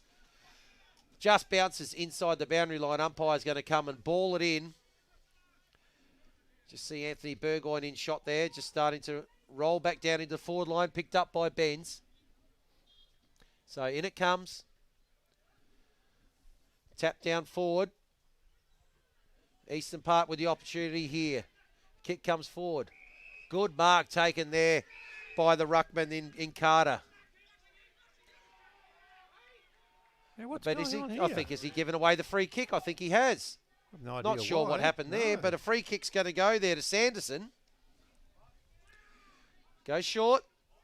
Good little kick in here to Anthony Cube. Anthony Cube, he's decided to go for the big switch across the other side of the ground. The kick's good, the mark's good.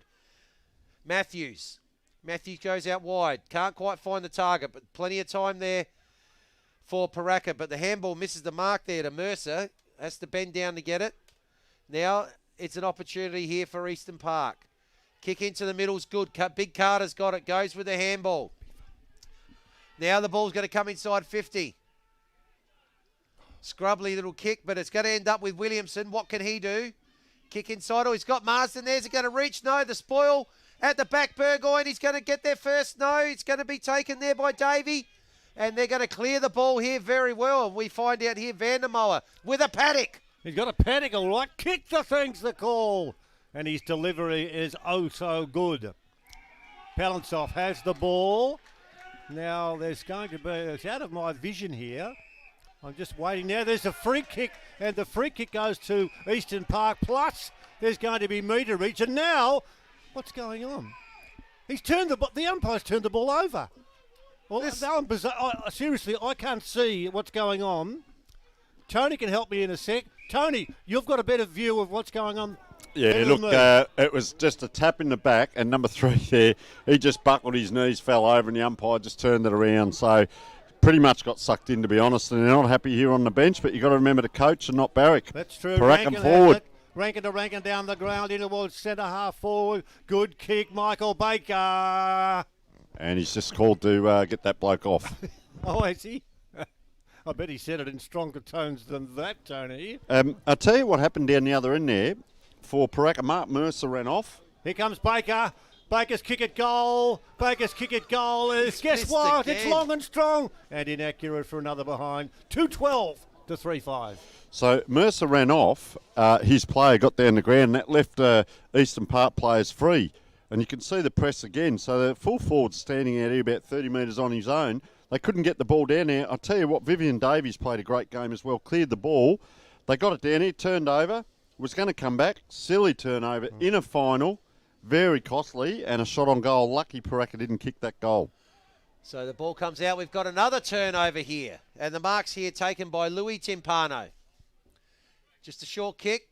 They would have done a bit of that in the backyard. I bet so. Did I have a bet with you as to who kicked the first goal in the third quarter? We're still waiting. It's 6 No, minutes. We've had 1 goal since quarter time.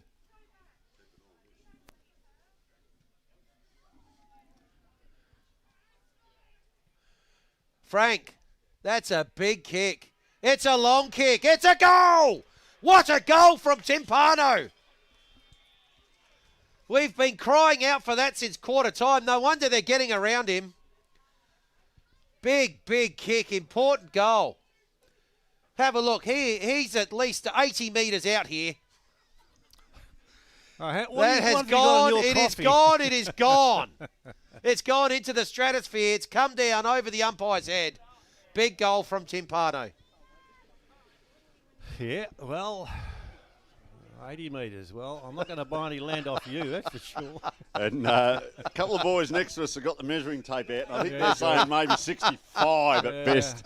But look, to his credit, Christopher Knapp's come off and just walked into the box there and just keeping to himself, and I think he knows what's happened. And but to his credit, you've got to keep your head in the game because you'll be back out there in a moment. True. So why have they stopped, Tony? Why just are they continuing on? something's happening. Ball's in the middle, and there's someone running onto the ground. Person in a jacket on, maybe an extra player on the ground, or well, what's the guy no? There's an running with a hat interchange. on? There's a gentleman out at centre forward.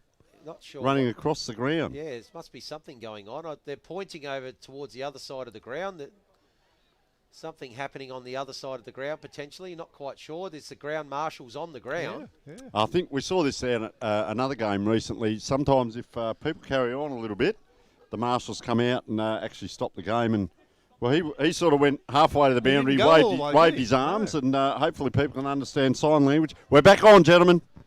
Up it goes. Extraordinary.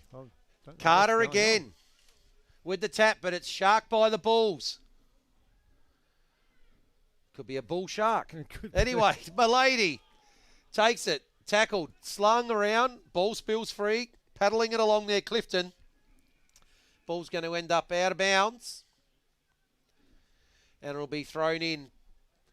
In attack here again, Pooraka. 3 goals, 12. And their 7 scoring shots is the difference at the moment. 7 points. Thrown in. Sharked out of the ruck, but immediately a tackle applied there on Dale Armstrong, and the umpire will come in and go, let's do it all again. Neither ruckman gets a clean tap on that one. Excellent work there by number 32. That's Clifton. He's back in there again. Good work there by Ashley Clifton. Probably gains about 30, 40 metres there. Ball ends up over the boundary line. And Vince, where we are, we're sitting in a little caravan, but all of the players, bar one, that's our mate, Matthew Marsden, are on the other side of the ground. And the breeze is, well, it's not much, so I'm not too sure what is going on. The ball is over on the far side of the ground, and as we suggested, Marsden standing by himself. So if they can get the ball clear, they can get it down to their big fella, but that's not going to happen. It's tapped over the boundary line for a throw-in. Third term action.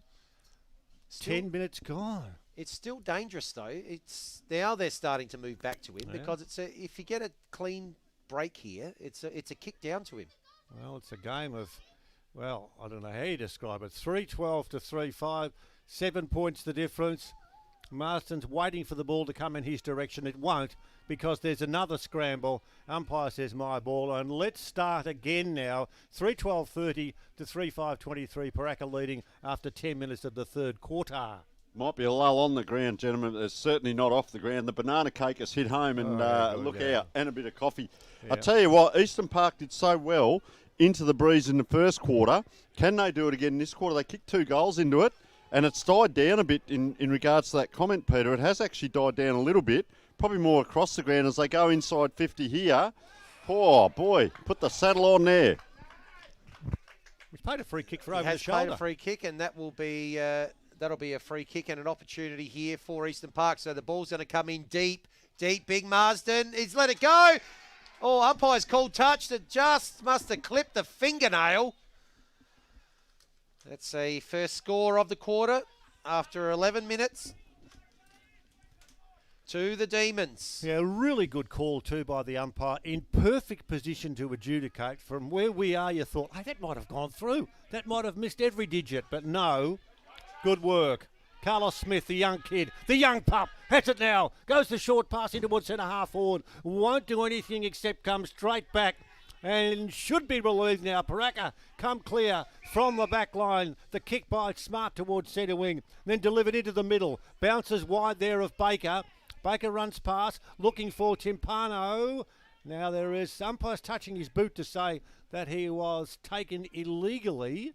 And the kick will be taken by Louis Timpano in the centre of the ground. Sun shining. And he is going to kick it long. Down the ground towards full forward. And the snap out of the pack is strong and bold. That's Bailey. Bailey's done it again. Bailey has kicked a goal. The response has been so vital. And he pokes it through. 4-12 to 3-6 in the third term of action. We've gone 12 and a half minutes. And that's the type of thing that Bailey Waite can do. He can turn the game. He's got a very good skill. No left foot there, but he doesn't have to when you've got a right foot like that. That's not easy to do. And at the other end of the ground, Eastern Park are taking off the big full forward. Brought the tall into the ruck, so they're setting up more conventional down here. And interesting, Burgoyne's out a little bit further than what we've normally seen as well. Yeah, he's getting pushed up the ground after he started very well in the first quarter. Anthony Burgoyne has not been sighted in the first quarter, so... Interesting. Just starting to you asked for a call. I thought that if they got that roll on in the third quarter. Oh, that's my call. Anyway, so Brendan Carter again dominating the ruck. Tackle applied there on Ben Smart. Has to rush away with the handball. Now the ball's loose.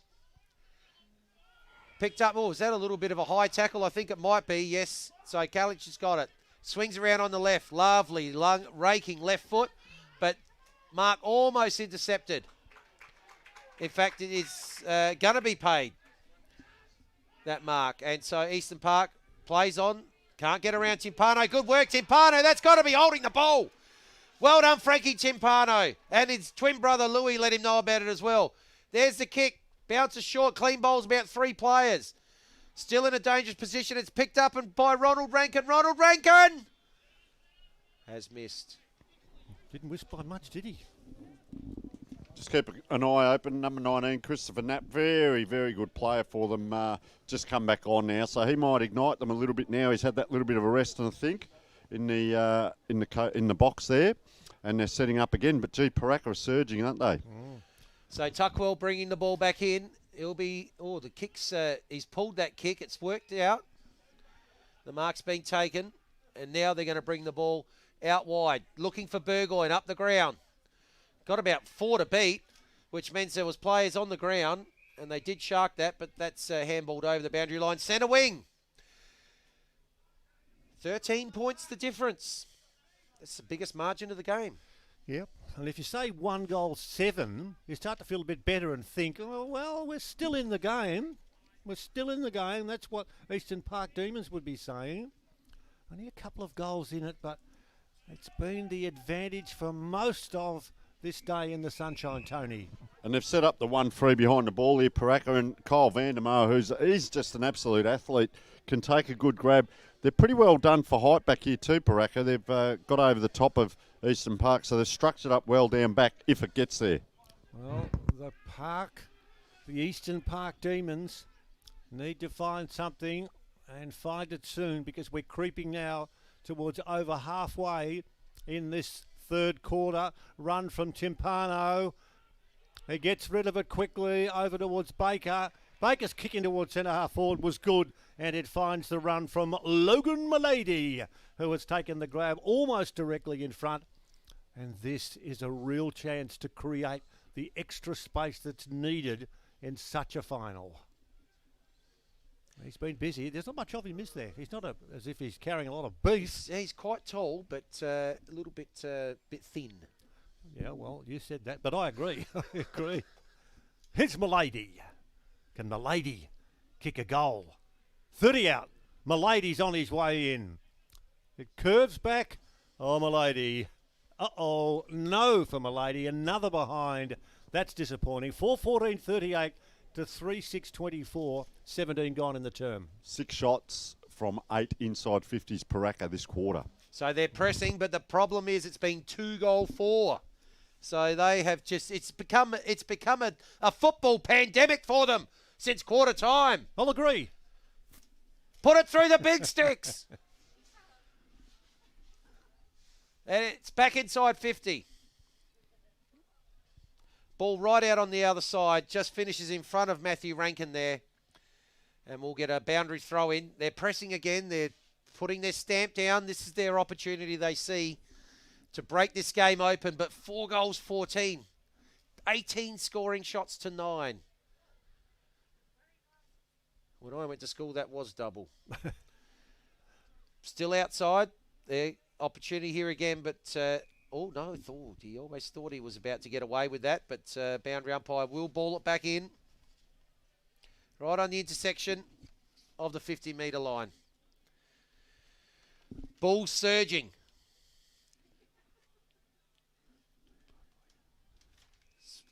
Umpires, he picked out a free kick, or is this going to be another ball up? I think it's... the ball's just bounced off about 3 cars, gone down the street. The young lad's gone chasing it into someone's backyard. There might be a while before this game gets started again. We better cross to you, Tony.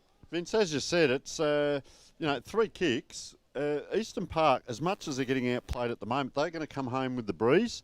Anything can happen in the last quarter, and you can play like this in a final. And Peter, you would know, a 10-minute burst can change the whole outlook on a game. So they might be just biding their time for the last quarter and go in at 3-quarter time. With this kind of score, you're not out of it. No, couldn't agree more. And we are allowed to send Cheerios. Luke Buckby deserves one. Not playing because of an ACL injury. Leading goal scorer for the season. Out of contention. And I'm sure he's feeling pretty ordinary. But wherever you are, if you're listening or whatever, you'll be surrounded by your teammates. they'll be wishing you the very best. Now, there's a mark and some meterage, I think, from half back. Yes, it is. And we're going to see, again, a forward thrust. Ashley Benz goes the short pass. How about that? A worm stuck its head out of the ground and got clobbered by it. That was how close to terra firma it was. And Frank Timpano in the middle of this Surely venue. not. No, he This will be 100 metres this time if he kicks this one. Go, Frank. Go, Frank's the call. Left boot to ball. He's kicked it a fair way. It's going to dive just wide of the 10-metre square. Who's going to gather? Kick out of the defence doesn't travel too far. A push and a shove, and a kick off the right boot there from Matthew Walker. Umpire's going to say play on. He's going to give it a mark, I think. Or is he? No, it's a goal! Picked up by Michael Baker. Hand pass came clear, and the Baker was here. The Baker delivered on a Saturday afternoon and popped it through. And that goal, oh so vital, at the 20-minute mark of this term. Baker does it again. 3 goals, 4 to a point in this quarter. So almost slipped over there, Walker. The pack at the back, mark was taken. Quick handball over. Baker was free in the square. And that's through, and they are now asserting their authority on this game. And Pooraka have had 8 clearances to 4 in the stoppages and 3 out of the centre, so keep an eye on this one again. And losing the tap, I think that certainly Big Brendan Carter's been on top in the ruck, but they're able to get the ascendancy out of the middle. So just waiting, the ball about to get tossed up again. That was an important goal, wasn't it? Oh, well, certainly from their perspective. They've broken, this game has now broken open. 20-point margin in a low-scoring game. It's going to be hard to peg back. Ball up. Eastern Park able to get this one out of the middle. Oh, just dropped there by Tuckwell. Couldn't quite take it. Goes back in. Second effort. Surely caught holding the ball. He is. Tackle applied. And they will go in towards forward 50 again.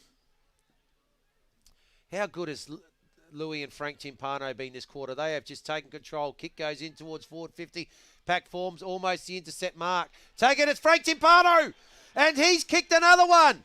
That was from close in. That's time. That was a goal. That was a goal from close in. Well played, Frank Timpano. They've broken this game completely open. And suddenly, in the blink of an eye, it's 5 goals the difference. I think we're seeing double, Vince. Timpano kicks in and Timpano kicks the goal, but they're turning it on, aren't they, in this third quarter?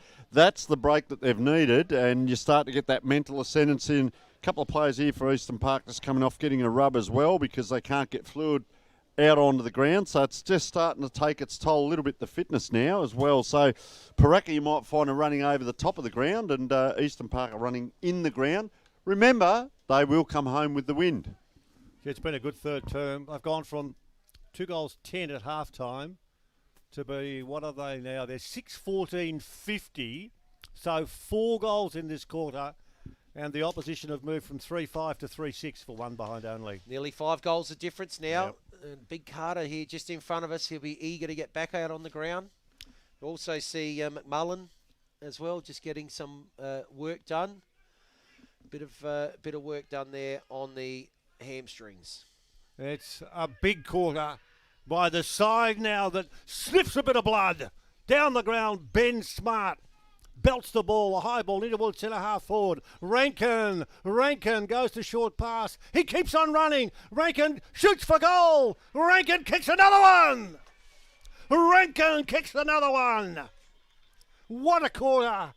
What a breathtaking 5 minutes of football.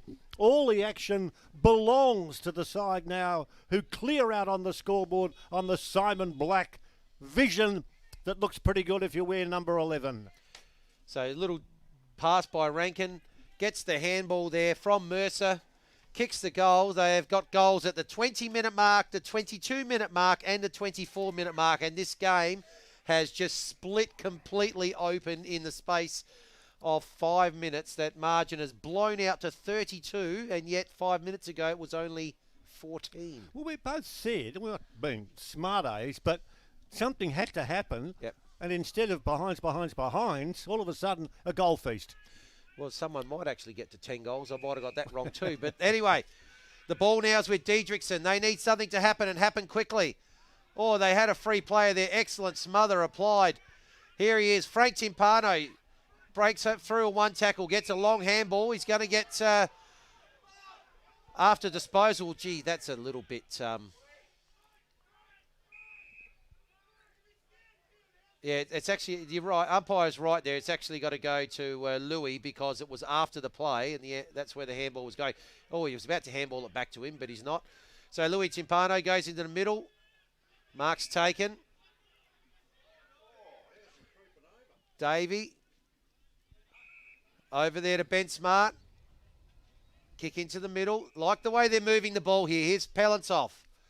Kick towards the forward 50. Intercept there, almost taken, is taken there by Zach Owen, tackled. Umpire calls play on for holding the ball. There's a player there. That's Wade Matthews. And in the space of 7 minutes, this game has just broken wide open. You'd have to say that after just a struggle for 2.5 quarters, in 7 minutes, it's just absolutely exploded. Hard to believe. Well, this is what can happen in finals, and I mentioned it before, might happen in the last quarter. Well, it's happened here in about a purple patch. Vivian Davey there just going off, and he's been instrumental down in the back line, the left footer, and a really strong player, knows where to run, where to put the ball. Switch of play, we thought, they might be just holding it up here a bit, but they switched out the other side, bang, bang, bang, down it went. That belief now, they're starting to score freely in front of goals as well, which is where you score. 22 scoring shots to 9. Tony, that was deep and meaningful. From the middle, who grabs who? Umpire watches, and he may say start again. No, he won't. Attempt to knock forward there from Ronald Rankin for the Bulls. A push. Umpire gets across and is going to make an adjudication, and is going to say it's a free kick, and the kick to come forward for the Pooraka Bulls towards the forward pocket. That's been, well, pretty much summing up their performance in this term, because the kick was errant, and the clearance will be taken, and away will go the charging Bulls, who lead on the scoreboard 8-14-62 to 3-6-24, almost three-quarter time. Here's an opportunity, though, for Eastern Park. Can they get something happening? Might get might be it is going to be a free kick and a goal. Advantage is being paid, and the goal there by Williamson after, what was probably a little bit of a Ticky Touchwood free kick. We'll just have a look here. Gee whiz, that was a little bit lucky to get it. But Williamson does the smart thing, picks it up. Yep, no worries. I'll run into an open goal. And if they ever needed just a little bit of a change of luck to get something on the board, well, that was it. And might be a bit longer quarter, because we had that little bit of a stoppage with the official coming on the ground, and also a fair few goals scored. So it might go another minute or two yet. Well, that broke a run of 5 goals, 2 unanswered. That was 32 points unanswered before that goal. Well, at half-time it was 2-10-22 to 3-5-23, a point the difference. And in this term, 6 goals, 4-40 to 1 goal, 1-7. And that pretty much has summed up the afternoon as Timpano, by the name of Frank, tries to get clearance. Umpire is saying the ball was thrown out of the pack, and the free kick, it's going to go to James O'Loughlin towards the half-forward line. Oh, good mark and run! Pellensoff, he can run all right, kicks the ball down the ground and kicks it very well. Almost marked, but not quite enough. The player going in hard was Rankin, couldn't quite grab it. Pick up and shot through for goal. Is that Luke McCormack-Smith? Running down the ground, the hyphen. He might take a lot of time to sign autographs, but that one was straight. And another one, this is extraordinary. How's your pen going there, my friend? I'm going to run out of ink with all these goals suddenly getting scored in this quarter. Goal now. 25 marks to 8 for the quarter to Pooraka. That's 17 more marks. Now, this has been a polished performance. They really have ignited, and they are careering away now and setting up what's going to be, you would think, a very big win. 7 of the last 8 goals, just split by that 1 goal for Eastern Park. Just before that one was scored by McCormack-Smith, but up they go. And here they go again. Straight into the forward line. Good spoil this time in defence. But the ball comes down to Louis Timpano. Goes off the side of the boot. Is there anyone out there? Mark not taken by Wade Matthews. Now it spills. Tackles applied on him as he goes in for the second effort by Adam Hahn. Umpire's going to come in. Another dangerous position here for Pooraka. 9-14 suddenly to 4-6. This just happened in the blink of an eye. It's extraordinary. Up it goes. Neither ruckman gets to opportunity, and then the ball hits the ground. It's not going anywhere. We'll have a do it all again.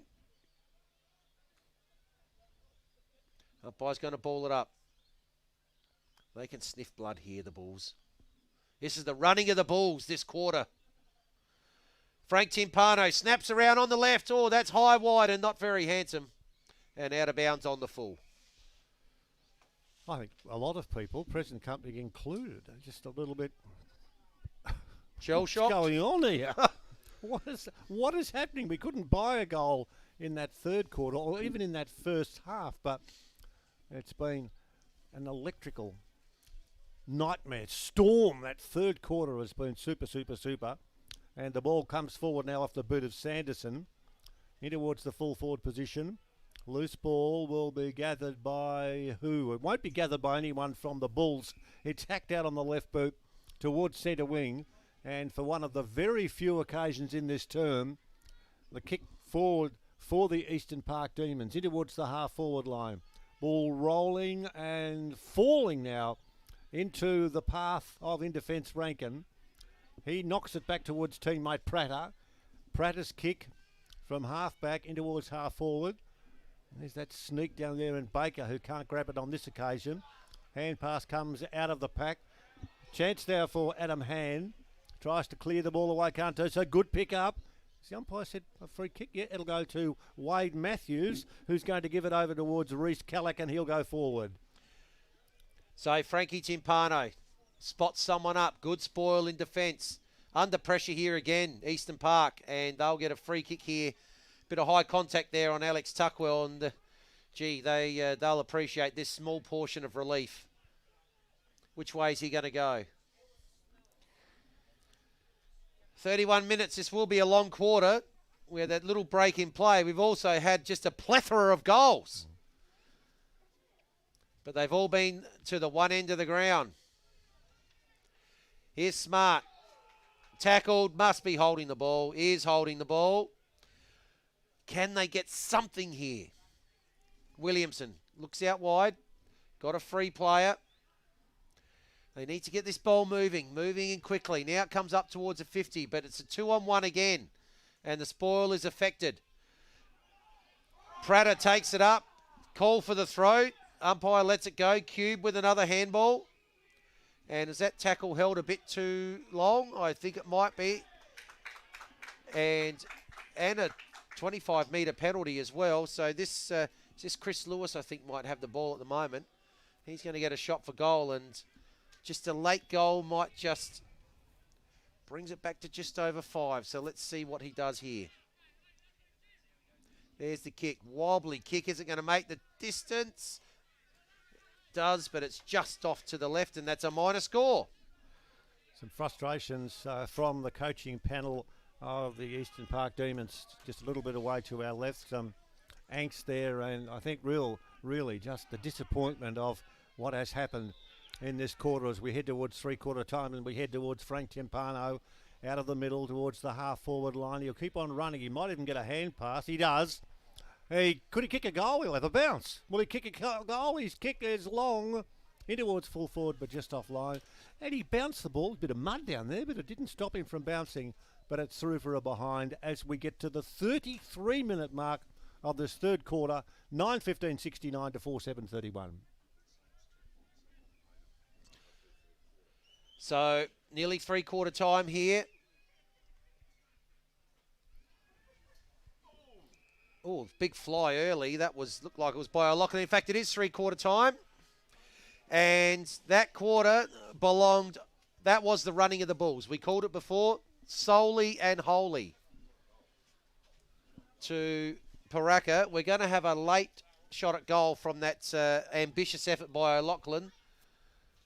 That ball's going to fall short, though. There'll be no score, and so the score will remain at 9-15-69 to 4-7-31. It's a 38-point margin. So we went 1 point, 38 points. 7 goals in that term. 7 goals, 47 to 1 goal, 8. And we were standing out the back during the halftime summary, Vincent, saying, why can't we get any goals? Why can't someone kick a goal? I don't think anybody in their wildest thoughts would have dreamt that it was going to be goal after goal after goal after goal. 7 of them in the 1 quarter. Super stuff. It was, and we're going to go to a quick break. Tony's headed out towards the Pooraka huddle. I suggest that would probably be a very relaxed 3/4 time speech there. That'll be given by Shane Hickey. And when we come back, we've got a bit of a score update from a Division 1 game as well.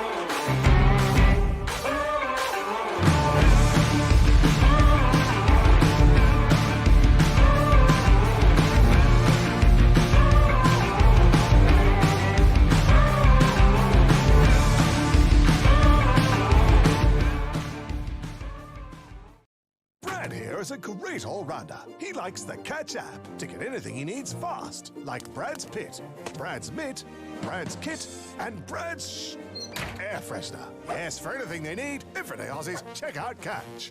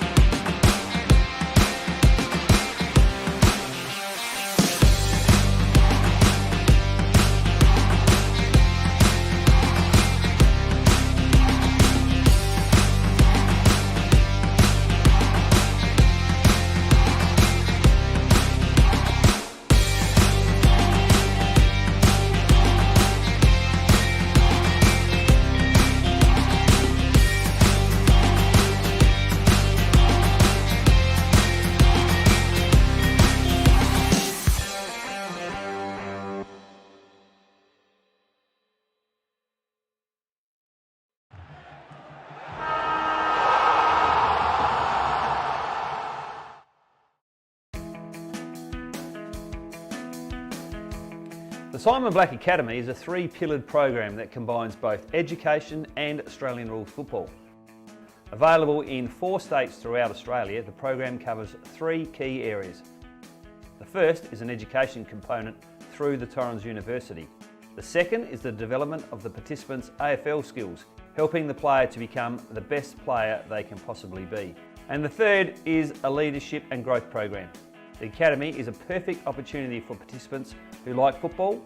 They get exposed to AFL coaches and mentoring opportunities as they do their university degree. The first 12 months allows participants to complete a diploma in Sports Management Elite, and if the students elect to stay on for a further 2 years, they can complete a Bachelor's in Business Management with a sports focus. Based down at Norwood Oval and the Arc at Campbelltown, it is a fantastic program for anyone interested in sports management who loves football and wants to extend their education with a Torrens University degree. Feel free to check out the website simonblack.com.au. They broke into their groups of 3, then all got together. They said the talk is the best it's been all year. They're switching play and getting away with it. They're working on it. Great tactics. Great coaching from the coach. He had different colours and spoke about rotations and different things. Midfield getting the first touch, getting the start, and the pressure from the start has been fantastic. And then I snuck past Eastern Park just at that huddle as well.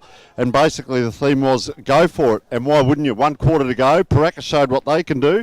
Can Eastern Park get themselves back into it? Well, we're about to find out, and you're with Peter Walsh. Eastern Park finished 4th. 10 wins, 5 losses, 1 draw, 21 points. Pooraka finished on top. 12 wins, 4 losses, 24 points.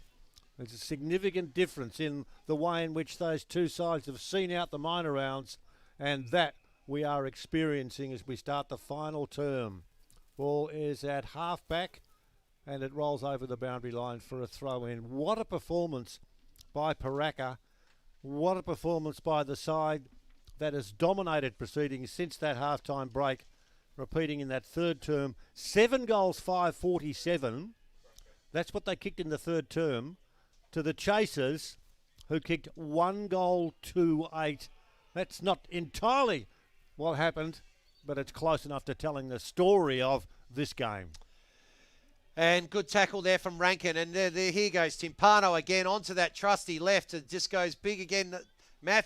Ronald Rankin, flies high. Can't quite take it. Tackle even applied there by Baker. They're just doing everything right at the moment. Opportunity back now. The ball's on the wing. It's taken here by Big Mercer. His kick partially smothered. And he's actually been called there for the free kick again. So Ben McMullen wastes no time. Doesn't have time. Oh! Couldn't quite take the mark there, Marsden, and that's going to be cleared by Pooraka. They got players out here everywhere. Wade Matthews, 1 bounce. Keep going. Here he goes again. That's 2. Now goes with the short kick. Good kick. Finds Ronald Rankin.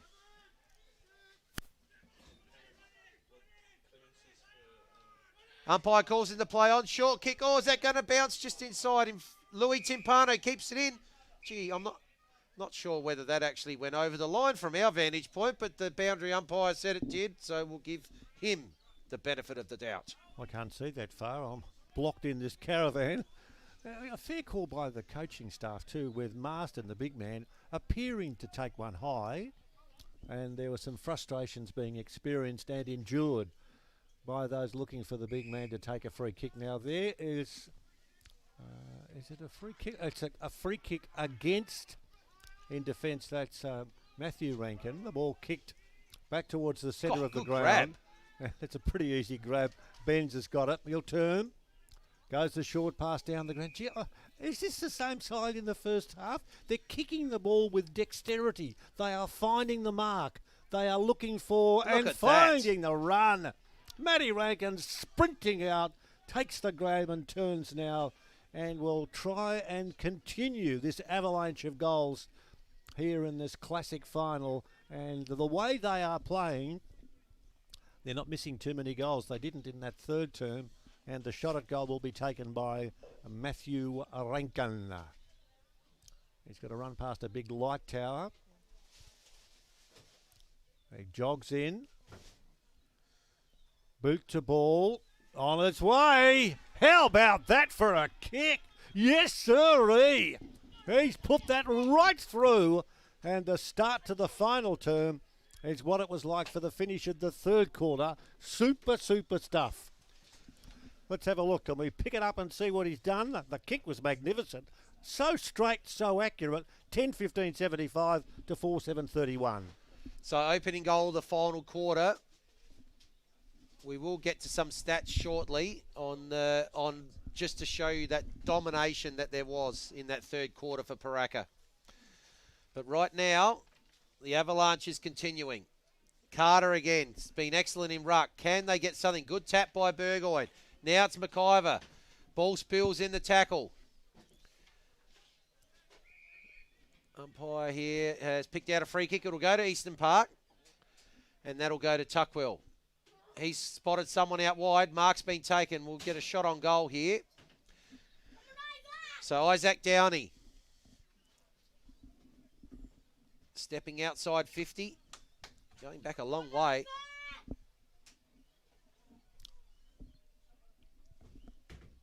And he'll be having a shot on goal. Is that different coloured boots? Yeah, blue and red. Wonder if he's got another pair like that just the same. Doesn't make any difference. He can wear whatever colours he likes if he kicks like that. So well done. I have to laugh too. Let's look at some stats and then a little bit of comedy for this afternoon. So inside 50s, no surprise there, 20-6. Wow. That just basically sums it up. 12 scoring shots. Turnovers pretty similar.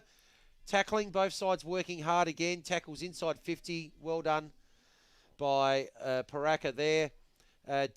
Carter just dominating in ruck again, but the clearance is going to Pooraka off of his taps. True enough. Now, we're going to have a burst of vocals in just a moment.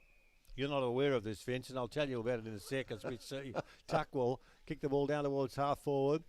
The ball should be hand passed into the open spaces.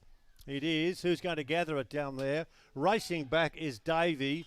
Couldn't pick it up, and the reason he couldn't pick it up was all of a sudden some spirit there by the Eastern Park Demons, and they poked through an easy goal midway through the few minutes of this final term. We might be able to have a look at that goal. A bit of action down there, and let's have a look at who it was. 16 runs through with the ball, and that might have been down there. That was Carter, was it? Or Sumner? Sumner's kicked the goal, and that scoreline now, and we'll have a look at it in just a moment.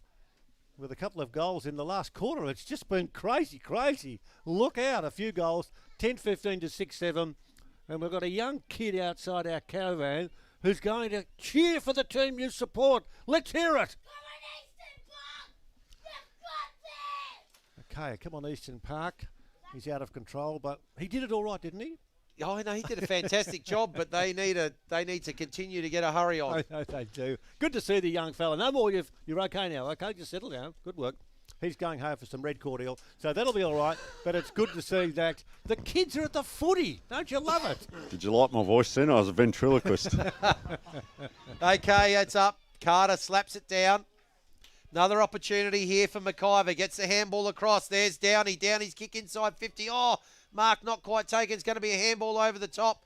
Is that McMullen there? Tackled as, Big Marsden, what can he do? Oh, but there's a snap there. There is McMullen again. Second opportunity and umpire. Don't spoil it. Oh, gee. He spoiled it. He spoiled it. Oh, he's just got up, Sumner's just got up a little bit proppy there too. But there will be a relieving free kick to Anthony Cube. 32 points the difference. 32. Just while that ball's coming back, there's a massive crowd down here, both teams, and Pooraka have just gone a little bit quiet because it's been all Eastern Park, and this is what we spoke about. You know, don't be surprised to see to the left of screen as you see that ball come in. Back to you, boys. Oh, there's a free kick. And is that... Dear. Free kick against the full forward. Against Marsden. And meterage as well. So what's Ben's going to do with this one? We had a little bit of this in our game last night down at Glenelg, where Moorfootball Park were looking as if they were going to win convincingly. Then a couple of quick goals, and then you started to think, are we wobbling around a bit in our seats? The next goal would make it easy, or would make it difficult for the Demons, as Rankin takes the ball between centre and centre half forward. Oh, He'll go the short pass, yeah. You don't want that if you are a Demons player. And a settling goal, and you might think, settling goal, hang on, but 32 points is gettable after 9 minutes of this term. But the shot at goal that's to be taken now, and it's taken by Bradley Batten, this would make the pain a little bit insufferable, I would suggest. He's directly in front. Brad's the call. Go get him, Brad. He's on his way in. He kicks, and he kicks very well. Brad kicks a goal, and kicks a goal that might be feeling just a little bit better. 11-15 now. That's a total of 81 to 6-7-43, almost 10 gone, final term. So settling goal here for Brad Batten. Fantastic transition there from the Bulls to get the ball in towards forward 50. It looked for all money that Ronald Rankin was setting up there for a goal. So Bradley Batten, smart play, just finds a little pocket, 25-30 out in front. A little bit of napping there from the Eastern Park defence, and he was dutifully hit up. Yeah, it's a pretty good kick too, wasn't it? And a good kick for goal. So up it goes again. Carter smashes it forward again. Burgoyne sharks it. Was he tackled without having full control of the ball? He was. Sorry, that's Anton Rayleigh. So it's Rayleigh. Goes out wide. Unable to take the mark there. Intercepting mark. Now the ball is with Han. Opportunity here for Williamson. Tackled. Now Pooraka have got the chance to clear the ball. Ends up here with Matthew Rankin. Matthew Rankin's kick out wide is good. And it's Milady that's got it just at the moment. Must be play on. He's walked about 10 metres to the side off his mark there. Goes across the ground. Good kick. It's taken there by Kalic. He's found someone in the middle. That'll be Ben's. Loved his game. He goes out wide. Just a little bit of possession football here for Pooraka. Doing well again. Just like their transition. Out it goes there to number 11, Ronald Rankin. He goes on quickly. Here's Louis Timpano. Oh, must have been hit high with the tackle. Was hit high. So he'll be able to go back. Probably have a shot for goal. He's moved back quickly, though. Is he looking to maybe palm this off? One-on-one, Bailey Wake in the goal square with Zach Owen. Leads over the top. Oh, big fly again from Matthew Rankin. This time the ball spills to ground. Now the umpire will come in, ball it up. 38 points the difference, Tony. Just a quick one, 13-3 marks Pooraka's way this quarter, gentlemen. So they're using the ball again. We've talked about their transition. They've done quite well and actually just keeping control of the ball. So, you know, smart play. Here's an opportunity. Snap. Bailey Wake taking the mark. He has. The umpire's going to pull him. No, you won't get away with that, young man. Get yourself back around on the boundary line. Good try, wasn't it? Good try. You've almost got to go to the fence line. Should be no problem regardless. Bailey Wake. Should be an easy little snap. It is. So that's 3 for Wake. He's had a good game. He's been asking about a target. Yep. And he has dutifully done very well there to be the forward in the absence of Luke Buckby today. I reckon he's got a look-alike. You know how we look for look-alikes? Does that make sense? I reckon he looks like Jordan Lewis. You reckon number 25? Number 25. We'll have to get a closer look. Yeah, I just reckon he does, just with these, the hair and just the way that he carries himself pretty well. Not too many Ks. No one agrees with me. Well, okay. It's tiring. But it's 3-2 in this last quarter. And all straight kicking too. Yeah, it's been good. Let's see what can happen out of the middle on this occasion. No one can take it. Oh, a bit of railroad riding there. Jumping up and down there, trying to take the ball away was Anthony Cube, who couldn't get it. It's a centre-half back, and it'll be a run out of trouble. The balls go back into the middle. Let's go with Vandermoor, who will take it now in towards centre-half forward. Hand pass is on. Both sides working hard. Now there's a whistle. Who's going to get the free kick? Because getting to his feet and doing a bit of pushing was Palensov, and he's doing some arguing, but there's no need for him to argue. And off the ball was a bit going on here too, fellas. Just a little bit of just get Tony to keep an eye on that. Yep. Yep. We're seeing the game's all over. There's no question about that. But at the moment, the mark is taken there by Dale Armstrong, that halfback. He is going to look forward and search for Luke McCormick-Smith, who marks at centre wing. Let's have a look. 14.5 minutes gone. 12:15.87 to 6:7.43. Home you go, Pooraka. Yes, drag there your was team a with shove you. in the back there. I know they won't be happy about that, but that was right in front of our box here. And now Michael Baker kicks out towards the middle. Can't quite hit Rankin, but he's going to be first there on the bounce. Goes one way, the other way. Goes on the left. He's spotted someone up. That's a good target made. Wade Matthews spins around. Hooks around. There's no one in the goal square. It's going to bounce through, though, for a behind. The first minor score of the last quarter. So just stretching the lead ever so slightly, but you'd think that Pooraka have played it pretty smart here in this second half. They exploded in the third quarter. They're now managing the ball in the fourth quarter.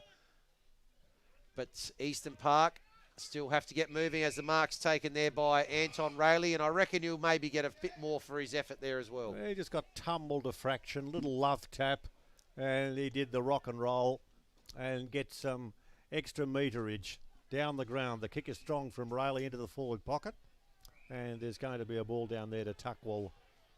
And he's getting meterage as well. Too, and he should score without... Now, hang on a minute. The umpire's running over. And what's he doing? He's explaining. I don't think he needs to explain anything. And now there's more meterage. Well, I'm not sure what that was all about, but it's going to be Tuckwell who'll take the kick from 35 out, 45-degree angle. Tuckwell in, kicks for goal and puts it through. Long and straight and strong. So this is a memory to take out of this game by the side who will have been beaten so comprehensively, but they're finishing off now, and that score as we watch him coming in now at 12-16-88 to 7-7-49. There he goes with the unloading of the kick, as good as any today, through for full points. And fortuitous there, as you said, with the call there, Peter, from one end to the other almost, but it did take two penalties to get a bit of meterage as well. So can they finish off, put a bit of respectability there, 6 or 7 goals down as we speak, and can Pooraka look to put a little bit of icing on the cake? They said about resting players last week, Eastern Park, and they're back at full strength, and Pooraka proving themselves again, Vince. So up it goes, ball in the middle. And now it spills out the back. Oh, it's been kicked off the ground there by Baker, but umpire's whistle's gone first, and that ended up with Wade Matthews. We're just working out who's going to get the thing that you put on your noggin, which is pretty important. Don't you worry about the beanie and the thongs. Soon to be recognised by whoever decides to recognise it. Ball now. It's at the feet of Torkington. Second effort, good effort. Third effort, well done, Brad Torkington. Barreling hard, 1 against 2. He's done really well there. Doesn't have the ball now. Umpire's got to come in and ball this one up.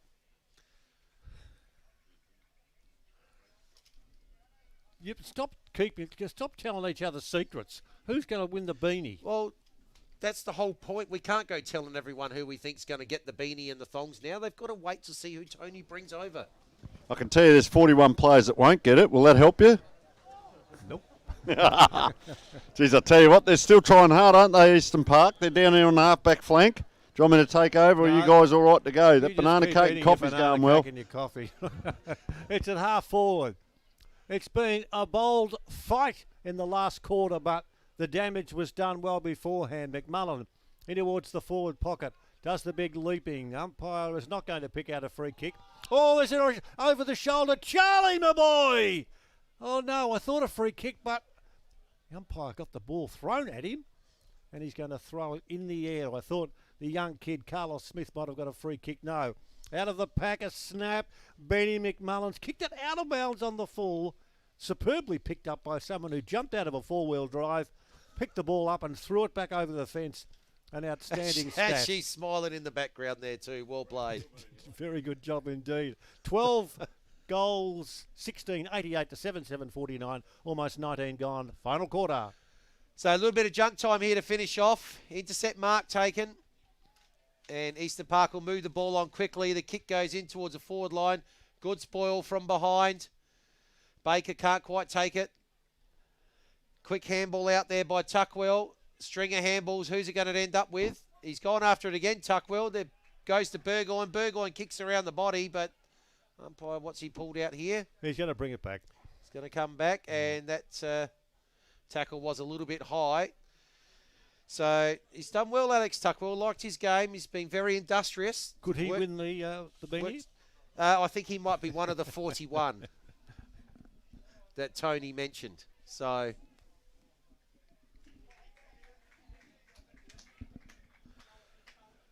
But good kick.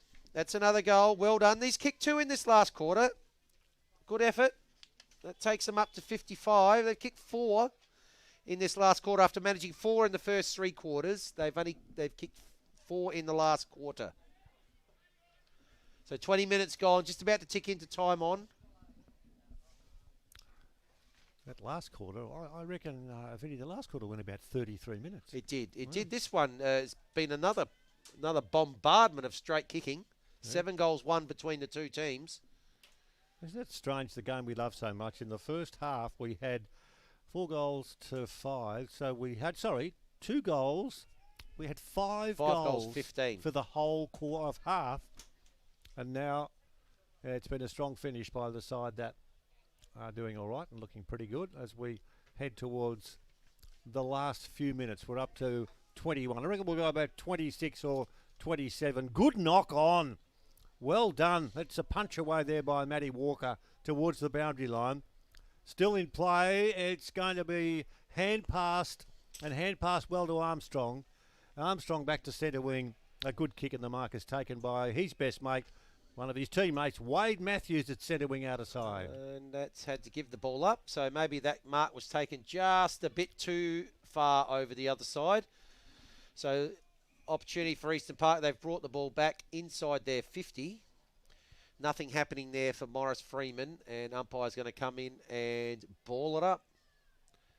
Up it goes. Shark down by Armstrong.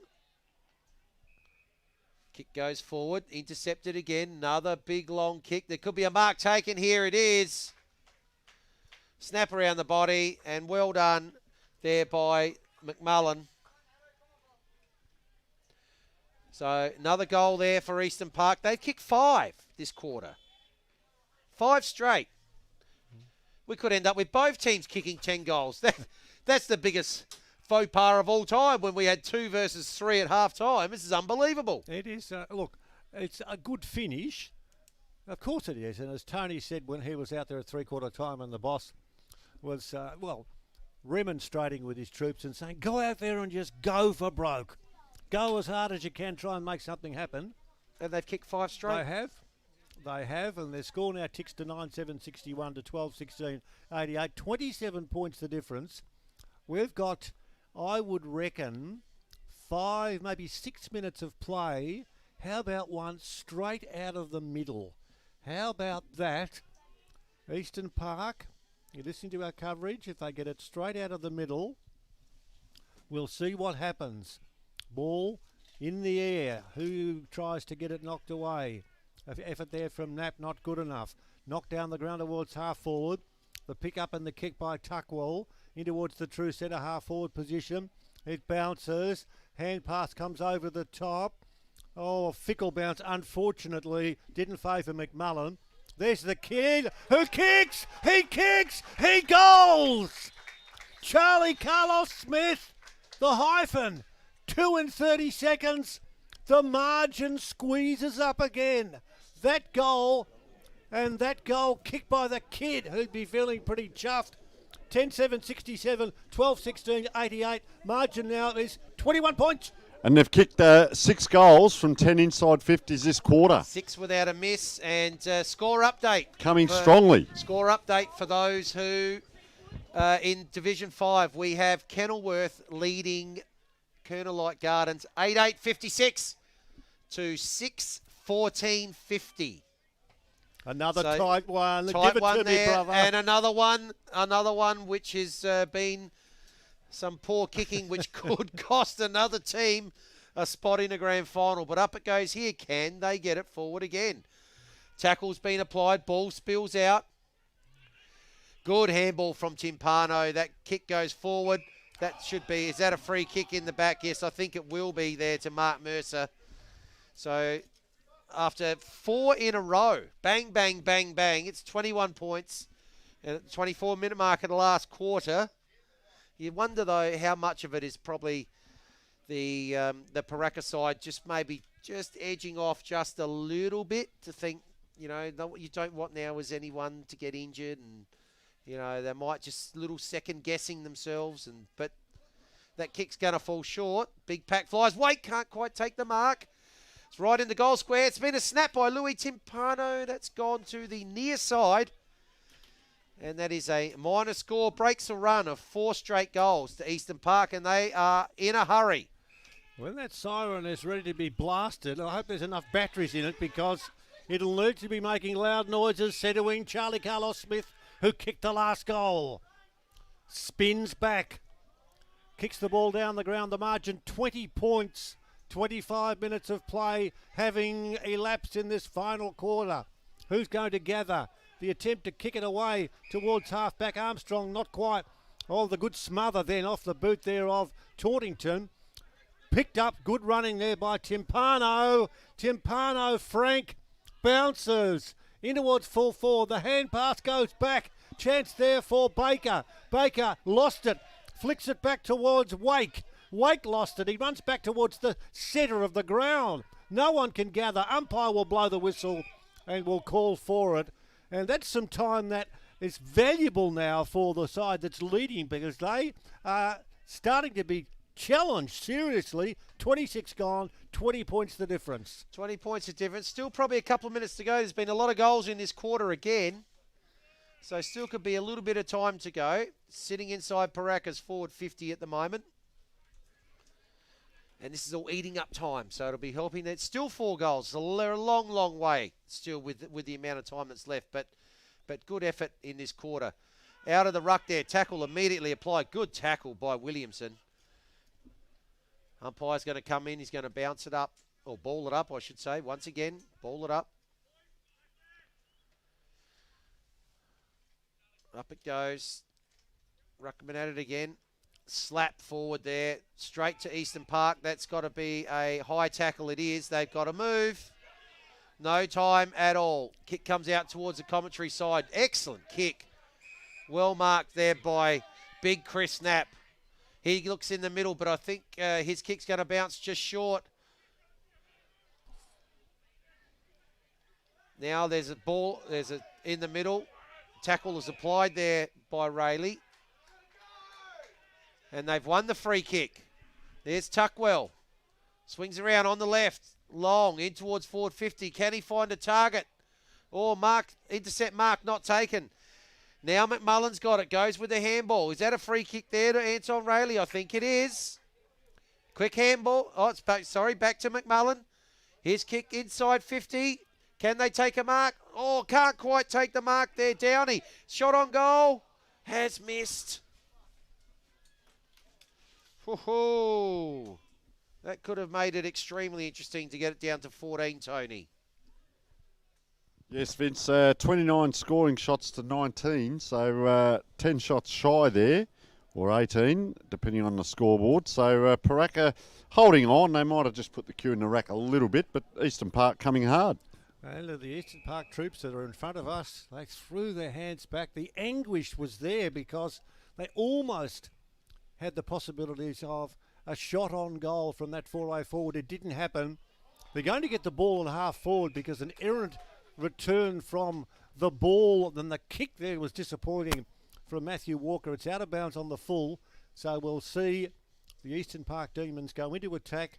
19 points the difference, 28 and a half minutes gone, final term. Short pass is on, bounces, kick is long. O'Loughlin thumps the high ball in towards full forward, snapped out of the packer mark. Mark it full forward. Turn around, run back and kick the ball, McMullen. You'd better do it quickly. Don't do it too quickly because if you do it too quickly and miss, you wouldn't be feeling too chuffed. He comes in, shoots for goal, and he has put it through for a goal. Margin, can you believe it, is 13 points. We've gone 29 minutes of this last quarter. Another goal out of the middle. And you just never know. 13 points the difference. Good effort. Well done. Now, they have done exactly what Pooraka did in the third quarter, and that's now kicked 7 goals to that end of the game. That's exactly right, Vince. Yeah. You must have heard the stats man telling me that because, geez, might be all too late, though. Another couple of minutes might be all right for them, but I think it's just all too late, unfortunately, and Pooraka will go into the grand final. 13 points. Didn't see this coming either, to be honest. Got out over 40 points. Umpire's going to pay it. Get that ball moving. They got to get it moving again. And 25 for not giving the ball back. It's amazing finish.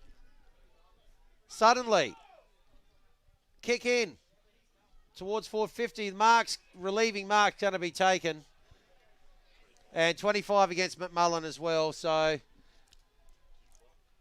they'll move the ball outside of their forward, defensive 50 here, Pooraka. Not in any hurry, and why would you be? Going out here looking for Frank Timpano. Gets it on the off the top of the pack. One bounce in the middle onto the long raking left foot. Look at that kick out in front, directly out in front of Armstrong. Armstrong goes for the kick up towards forward. Beautifully sharked off the pack. In they go. Game, set, match. And there's a siren to follow. Pooraka into the grand final. The top side's into the grand final. We'll have a look at the replay of that last goal. Well done to the Bulls. They are into the grand final for 2021. They are going to be playing in Division 4 in 2022 after they have won this game by 19 points. Stirring finish. Who would have thought? And we could gauge what was happening because down below our commentary spot, we were near where the Eastern Park Demons coaching panel was, and they were starting to become very effusive when the team got to within about 4 goals and realised they could snatch it. They hung in there, weren't able to get across the line, but that is the beauty of any game of football that we ever watch. And Vince, that is the perfect example. One side blowing the other side away with a third term of 7 goals to 1. And it was like, let's play tennis and we'll smack you right back in the face. What you did to us in the third term, we'll do in the last quarter. And it finished up being an absolute thriller. 20 points the margin at the end of the day. So well done to Pooraka. They have their A grade into the grand final, into Division 4 for next year. And we'll have to wait and see who their opponent was. Only a goal the difference it was between Kenilworth and Colonel Light Gardens when we had a score update at the start of the last quarter there. Also in Division 1, the match between Payneham and Goodwood Saints, we were told it's close in the third quarter as well. They're 2 points the difference as well. So some very, very close games. This one, it was very close for the first half. It absolutely got blown away by Pooraka in the third quarter. Eastern Park, they came back and came back hard, but that margin just proved just to be a bit too much for them. 13-17, 95 to 11-9, 75, and just waiting on Tony to see who our lucky recipient is of the magnificent Archie's thongs. And in that second half, it was 11 goals 6 to 8 goals 4. That gives us some sort of an indication as to how even the second half was. And that last quarter, you just kept looking at your clock and thinking, oh, they can't kick another one, can they? Oh, they can't kick another one, can they? And then we saw little Charlie Carlos Smith soccer one through. I looked at you and you looked at me and I thought, they can't climb out of this. Surely it's too big a deficit. They didn't climb out, but gee, they gave it a rough and good ride. They followed their coach's instructions. He asked for that exactly to happen in that last quarter, and it did.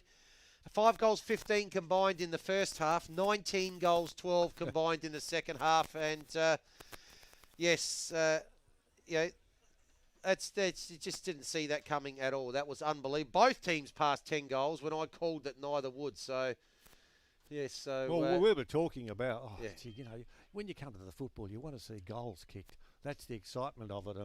We're scratching our noggins and thinking, where are they going to come from? They came. They did. 20 scoring shots in the first half. We're just watching the Pooraka boys very excited there into the grand final. Singing their song. 21 scoring shots.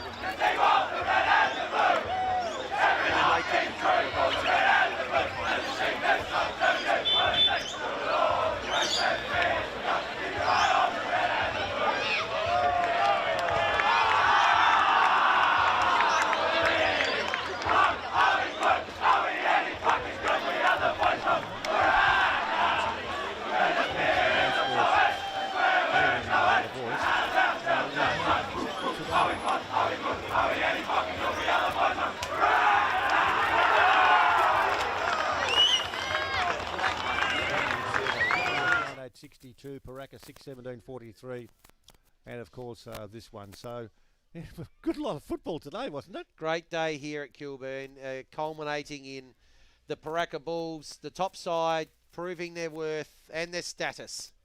So, seeing Tony's coming over here with, well, one of the Timpano twins. So their third quarter combined. I always, it's for me, it's always about when the game's on the line, who's the one that makes the difference. And young Frank here was just absolutely electric in that third quarter, and that just broke the game completely open. Really, first half, probably him and his twin brother probably weren't sighted that much. But when the game was on the line and it was asking for someone to stand up, it was certainly Frank and then Louis as well. So just coming over here with our player of the match, Frank Timpano. So we're just waiting for Tony, and here he is. Guys, absolutely sensational win to Pooraka, and I'm joined by Frank Timpano. Frank, first of all, welcome. Thank you. And we might not get a lot out of you, Frank. I might have to tickle you a bit, mate. Mate, that third quarter set up the win and going down to that far end. So great third quarter. Did you feel that coming into three-quarter time? Yeah, for sure. We spoke about it in the change rooms. Made sure everyone flicked that switch. We had a struggle with it in the second quarter. So, had to speak. Made sure we were ready to go again, and, it really showed. So. And Eastern Park came at you that last quarter as well, but, mate, Pooraka looks very strong leading into the grand final, especially with your marking and possession. Is that one of the traits of Pooraka football, is possession football? Yeah, more work rate. We want to move the ball quick, so, we practice it all at training, and, it shows out here today as well. Frank, tell us about your fitness, mate. Fair income. You were tagged at times. You just took on what they gave, and you got up and you kept going, and a credit to yourself and your family and your club, mate. You just kept your head on and played great football. You're elusive on the left, so fantastic, mate. We're going to present you with the Dartfish beanie, the thongs by Archie's, mate. They are sensational. Be creeping around all week in them, keeping yourself fit and ready for next week. We wish you all the best. Great game today, and best wishes for the grand final. Thank you, Frank. Thank you. Cheers. Magnificent game there by Frank Timpano. Well done.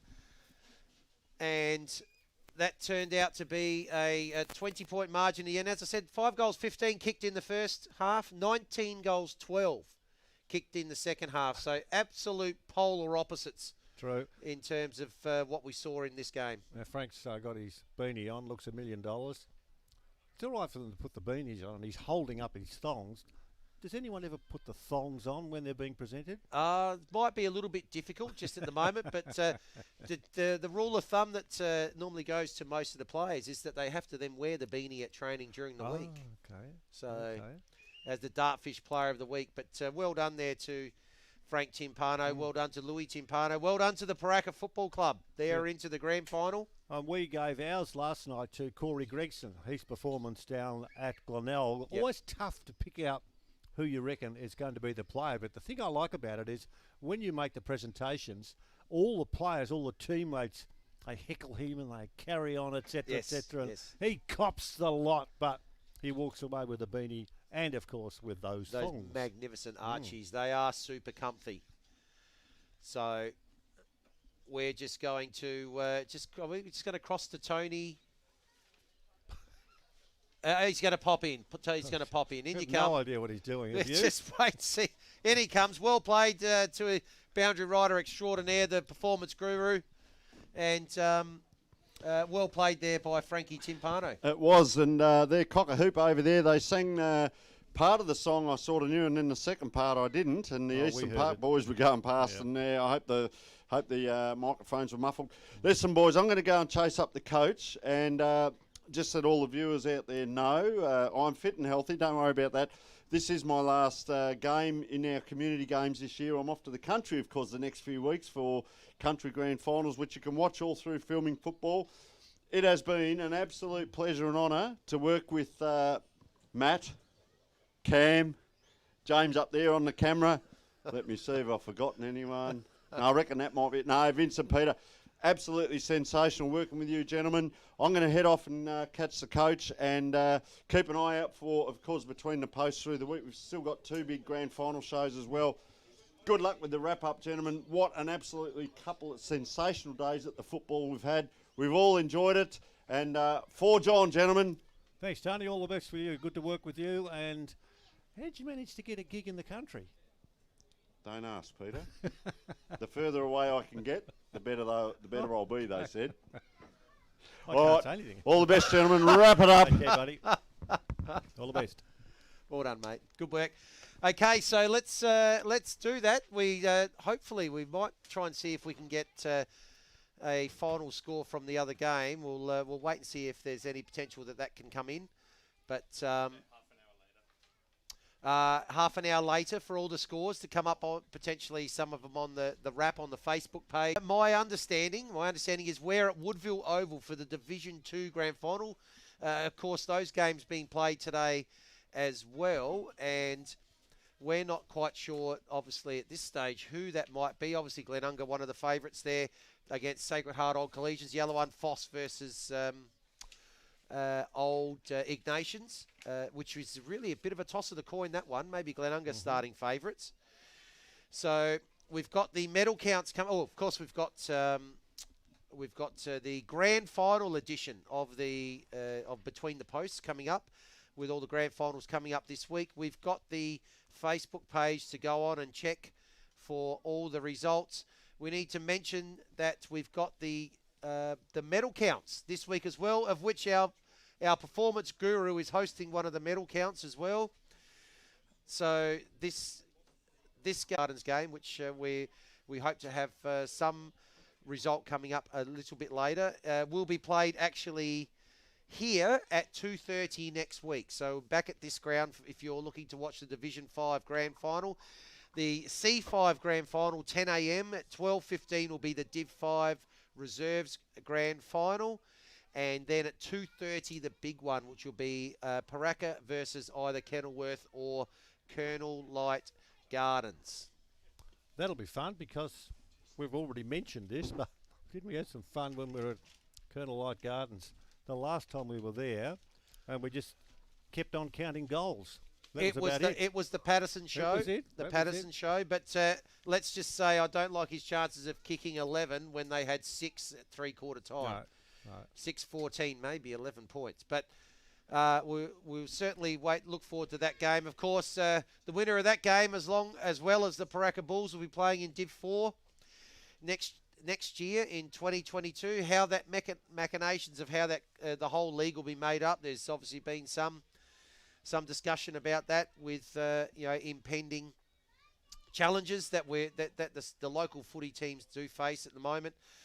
As I said, we're at the Woodville Oval next week for the C2 Div 2 reserve matches, which will also be streamed, and then the big one, which will be the winners of Glenunga versus Sacred Heart and Foss Camden versus Old Ignatians from Peckerland, as it would have been called way back when.